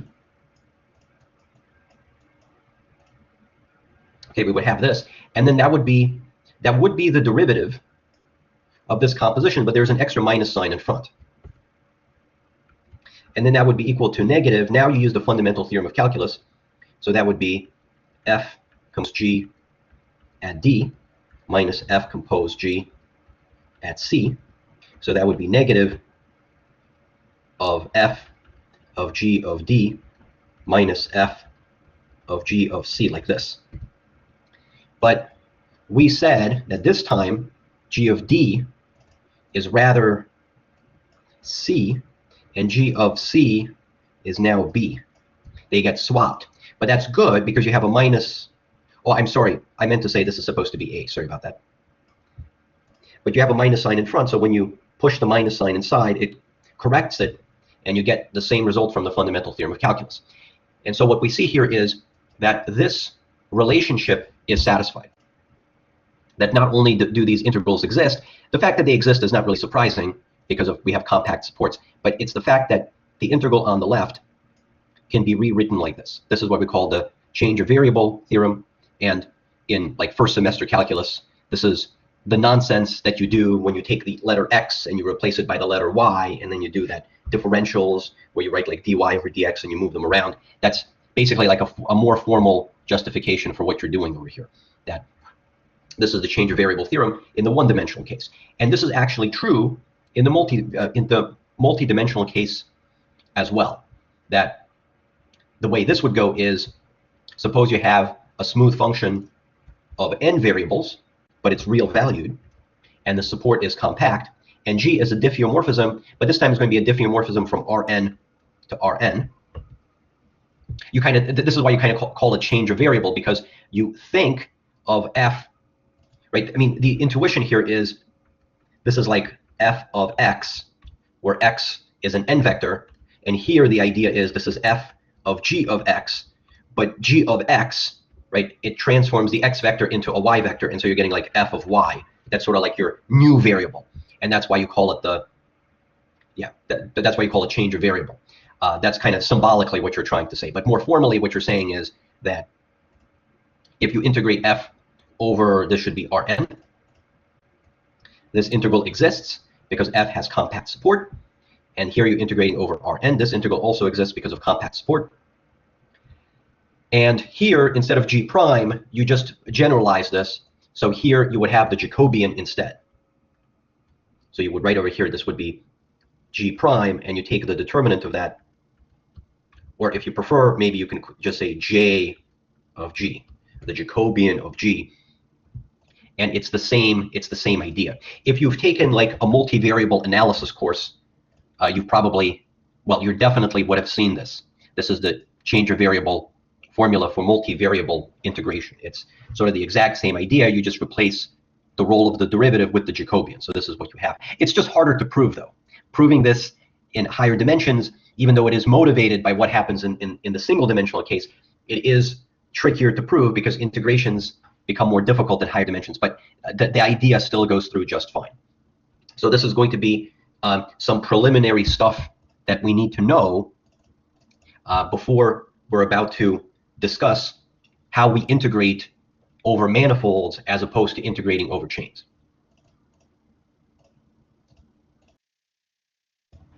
Now we are in position to define what it means to integrate. We want to integrate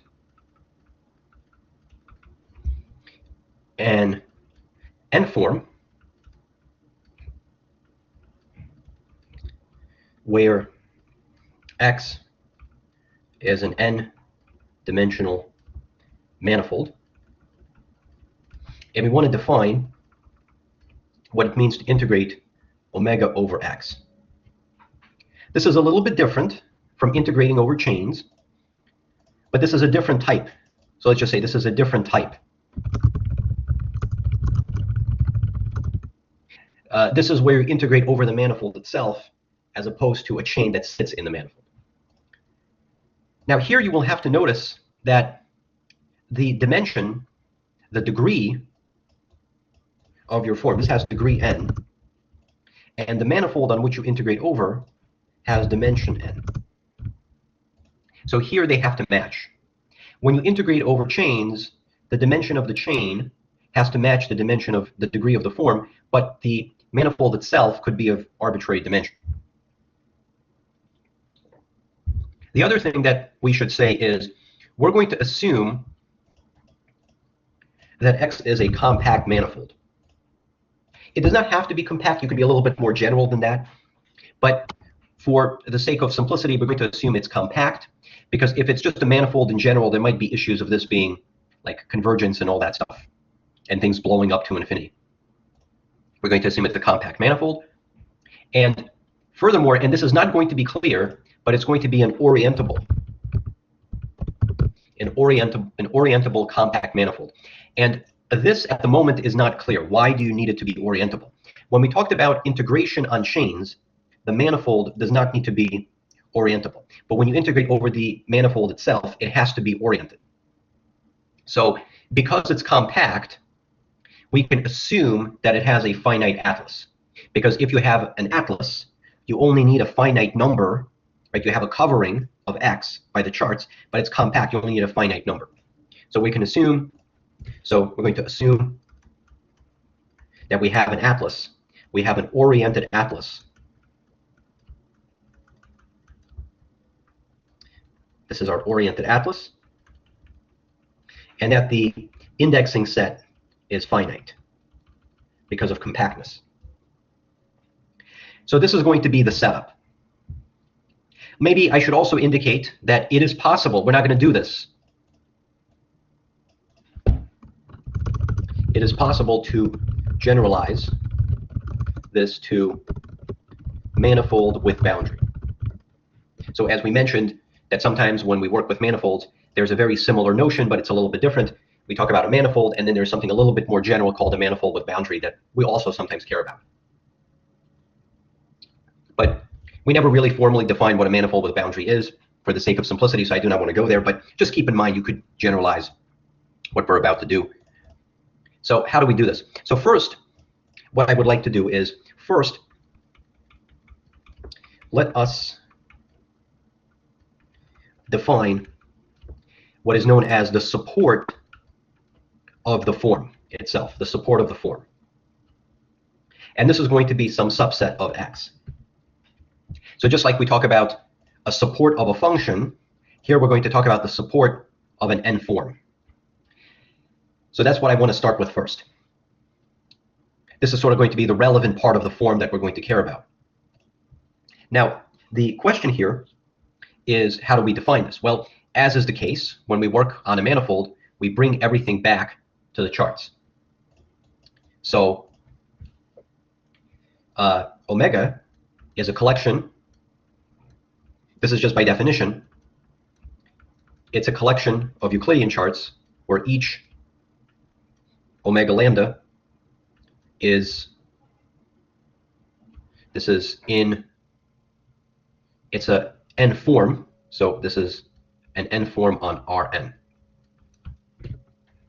So keep in mind, here we are assuming that the form, the degree of the form matches the degree of the manifold, the dimension of the manifold.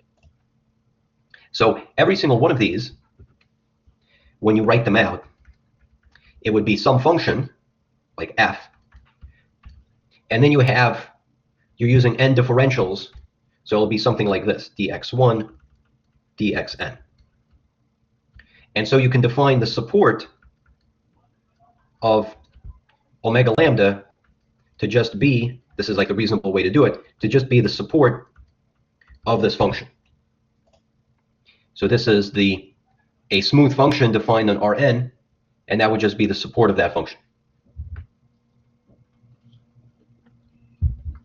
Now here's the way you then define the support of the form itself. You kind of want to map everything back into X.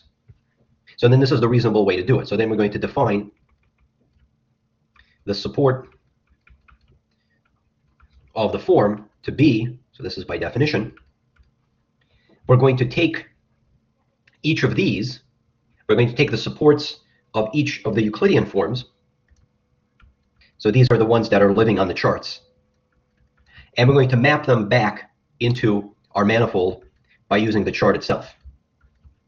So you need to understand that this is a closed subset of Rn. And because these are homeomorphisms, closed sets will go to closed sets. So this will therefore be a closed subset. That would be a closed subset of X. So all of these are going to be closed subsets of X.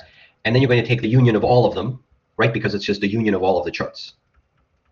And this is, of course, a finite union because you have a finite atlas. And whatever this is going to be some closed subset of X. So in particular, it is compact because we're assuming that X is compact. So the support of the form under these assumptions, if this is the way you define it, it will be a compact subset of X. Okay, so that's the way you define the support of the form. So why are we doing it? Well, it's very similar to how it works with integration.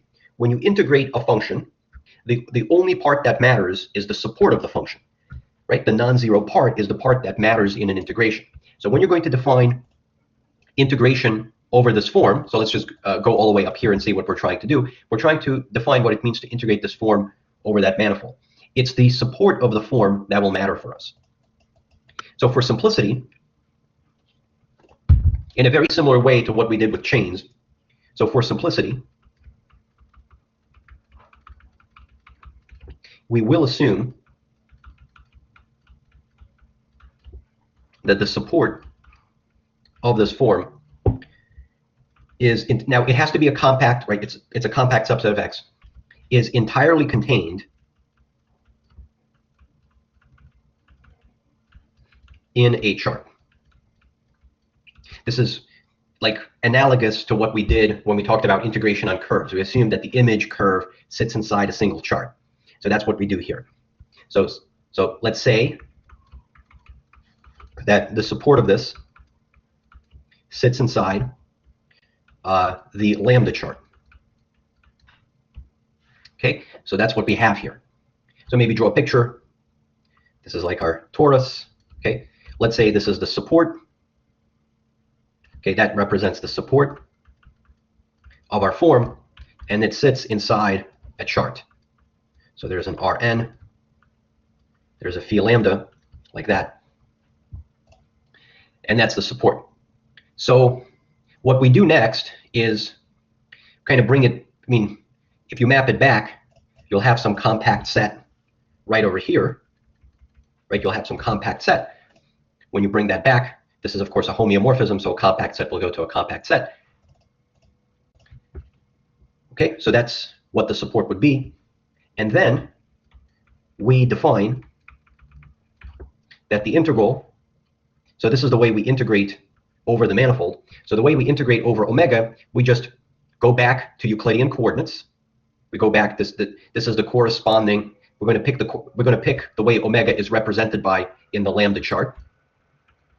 So that would be omega lambda, right? That's just its representation in the lambda chart.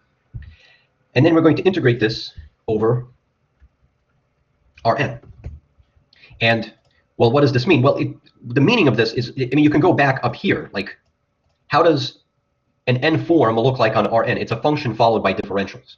So whatever this is just a function followed by a bunch of differentials. And then you can integrate this function over those differentials because the support is compact. There's no issue of convergence. You just integrate the function over that.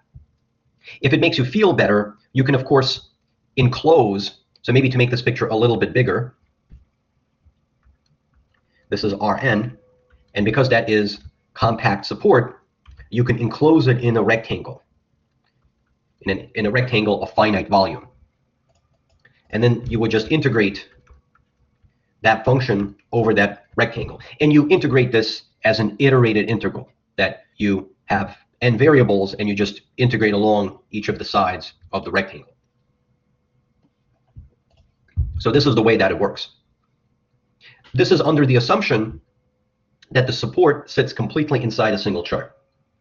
Now you might ask this, and this is the big important question, and this is going to show you why it's important that it's an oriented atlas. Because at the time, for the moment, you're like, well, why do we need to assume that the manifold is oriented? So here's how it comes up. It's going to be the question of, is this well defined? So let's say that it sits in another atlas. So let's remove this, and let's suppose, right? So we claim, okay, so maybe we take this away, and then we say that the integral of omega of x is equal to, by definition, we would just integrate over Rn of omega lambda, like that. And we claim this is well defined. So what do we mean? So suppose that the support of the form sits inside another chart, let's say the mu chart. And we need to show that if you were to calculate this integral by using the other chart, so integrating over Rn by using the form in the mu coordinate, then these two answers will give you the same thing. So that's what we're claiming. So why is this?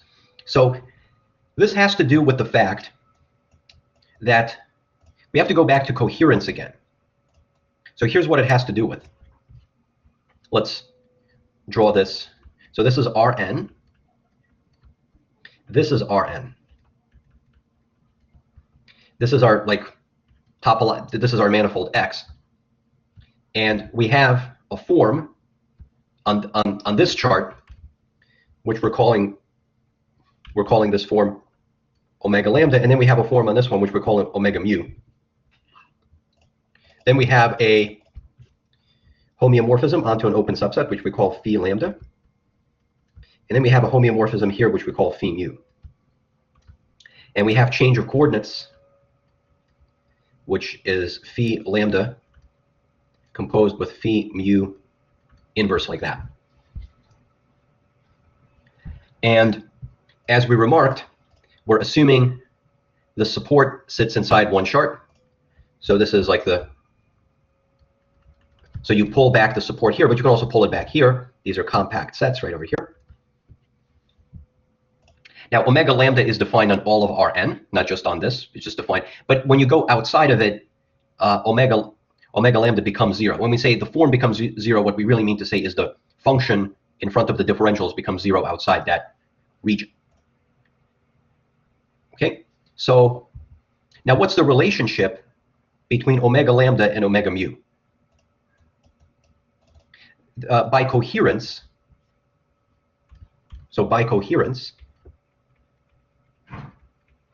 we know that if we take phi mu inverse composed with phi lambda, and maybe for simplicity, I'll just call this entire function, I'm going to call this entire function g. This is a diffeomorphism. This is a diffeomorphism from this one to this one. Being a little bit more careful, G is not necessarily a diffeomorphism on all of Rn, but on an open set that contains that one to an open set that contains that one. But I'll just keep on writing Rn to Rn. I do not want to introduce more notation to make it more complicated. So let's just call this composition G. So by coherence, when you do this, right, when you take the pullback and you apply to omega mu, you get back omega lambda. Okay, in our notation, so G star of omega mu is equal to omega lambda, like that. And okay, so this is the relationship between omega mu and omega lambda.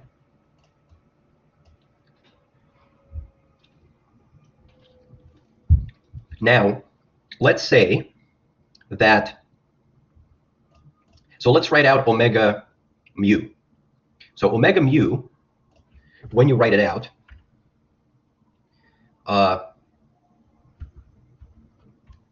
you zoom out a little bit. So omega mu, because it's an n form, it's going to be, so let's do this. Let's introduce coordinates. So let's say the coordinates on Rn are denoted by x1 to xn. And the projection functions on this one are denoted by y1 to yn. And G is a mapping from x's to y's. And we have a form on this chart. So this form, omega mu, this is the way it's going to look like. It would be some function, let's call it f mu, right? How would a form look like on Rn? It would be some function, which you would write as a function of these y's, followed by the rest of the differentials. And on this one, that function, you would have a function over here, followed by the rest of the differentials.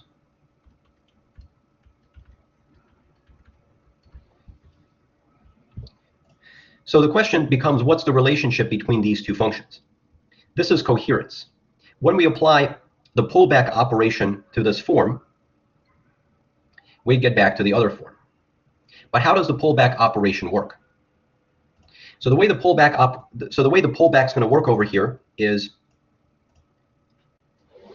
you do this basically by substitution, right? So to abuse notation, what we're saying is that if you do omega mu composed with G, you get omega lambda. I'm going to put this in quotation marks because that's the way we often like to think about it, but technically that's slightly abusing notation.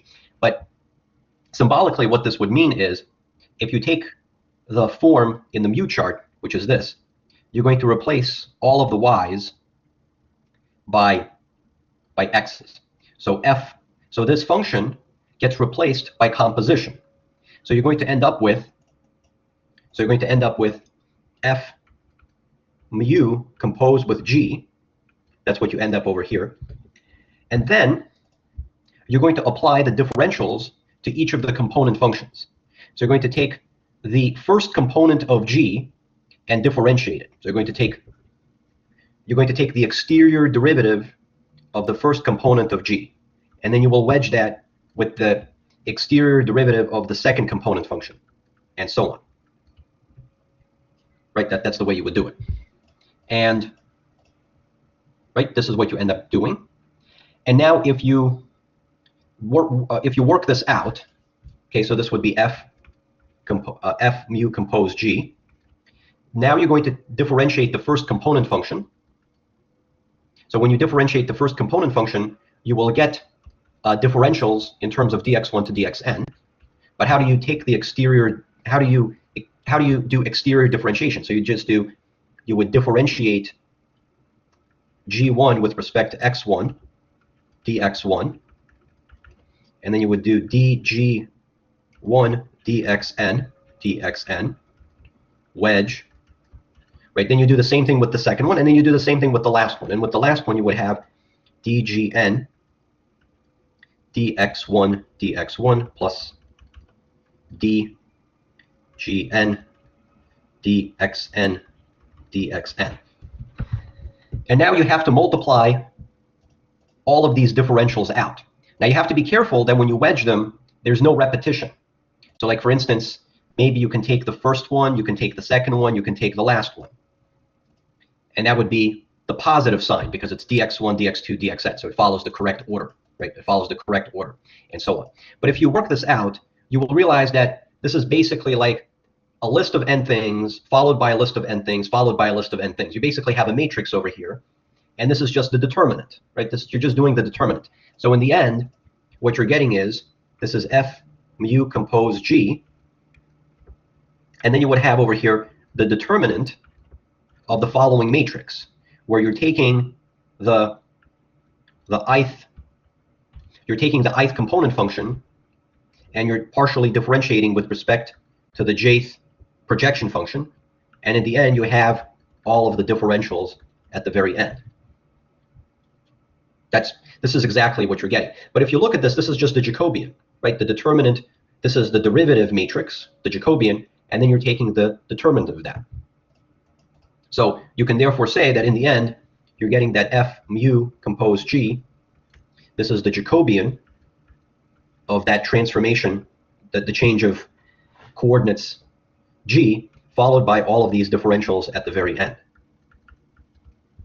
Now, if you're not able to see why it's the determinant, I would just suggest to work this out when n is equal to 2, like very carefully. And then you can do it when n is equal to 3. And then you realize that the way you multiply out the wedges, it's the exact same rule that you have for determinants. When you're working with a matrix, when you swap rows or columns, you change a sign. And if you have rows and columns being repeated, then that just becomes 0, right? That's just it's the same rules that you have for a determinant, and that's why you end up getting that at the very end. And this is equal to mu lambda, right? So all of this is equal to omega lambda. So this would be f lambda dx1 wedge dxn. So this is the relationship that we have, that the function, the smooth function that we're using in the lambda chart and the smooth function that we're using in the mu chart, they're related to each other in this kind of a way. That's what coherence says. And what are we trying to check? What are we trying to prove? What we're trying to prove is we're trying to show that this is well defined. We're trying to show that this integral and that integral are the same thing. So now we can go ahead and justify why that is indeed the case. So we want to show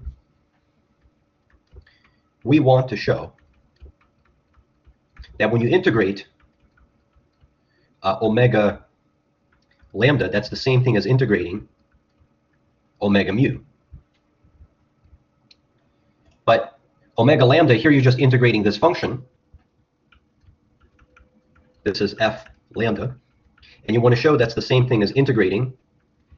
I mean, if you want to, you can, of course, write the differentials over here, but at this point, they're just symbolic. You're just integrating the smooth function. And you also want to integrate over Rn this one.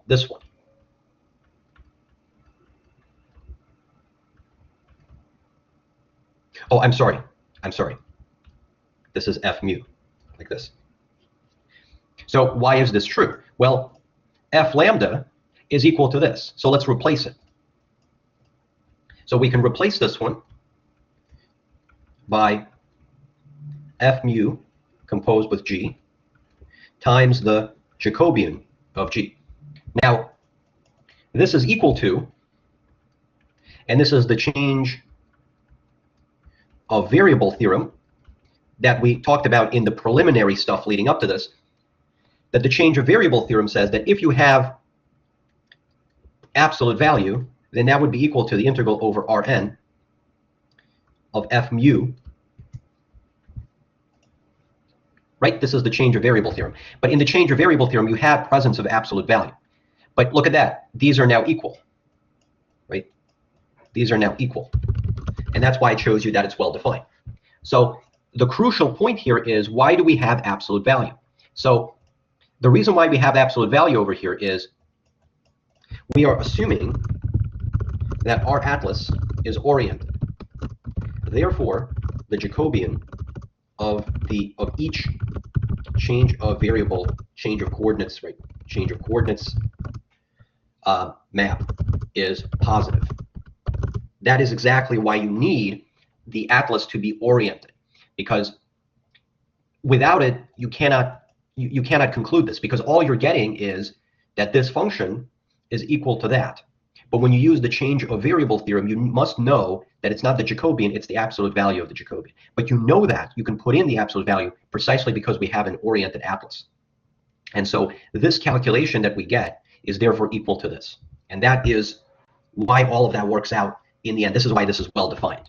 Okay, so let's go back all the way to the top again and just say what we did. So this is the justification for why it's well defined. But, okay, so this was basically the idea. It's right over here. That if the support of your form is entirely contained. I deleted it, but I meant to say it's entirely contained in a single chart, let's say the lambda chart, then the way you integrate the form over your manifold is by just integrating the way you represent the form in the lambda chart over the chart itself. And the rest of this procedure, this long calculation down here, is just a way to convince you why it is invariant under coordinates, that it does not matter what kind of chart that you're using when you do that. Okay, so that's in the special case when the support sits inside a single chart. What if it does not? So that's the other complication. So the last complication, right, this is the last complication, is what if the support of omega does not sit in a single chart? So there's a technical lemma here. This is called partitions of unity. That's what it's called. And this is more analysis. This is really analysis, not topology. This is really analysis, not topology. So like I'm saying, this is fairly technical. But maybe you're interested to see how one integrates over the manifold itself. So what the lemma says, it says that if omega is an n-form on your n-dimensional oriented manifold, then we can decompose omega as a sum of forms, omega 1, omega 2, omega n, maybe call it something omega n, so that each omega I is an n-form, and each support is entirely contained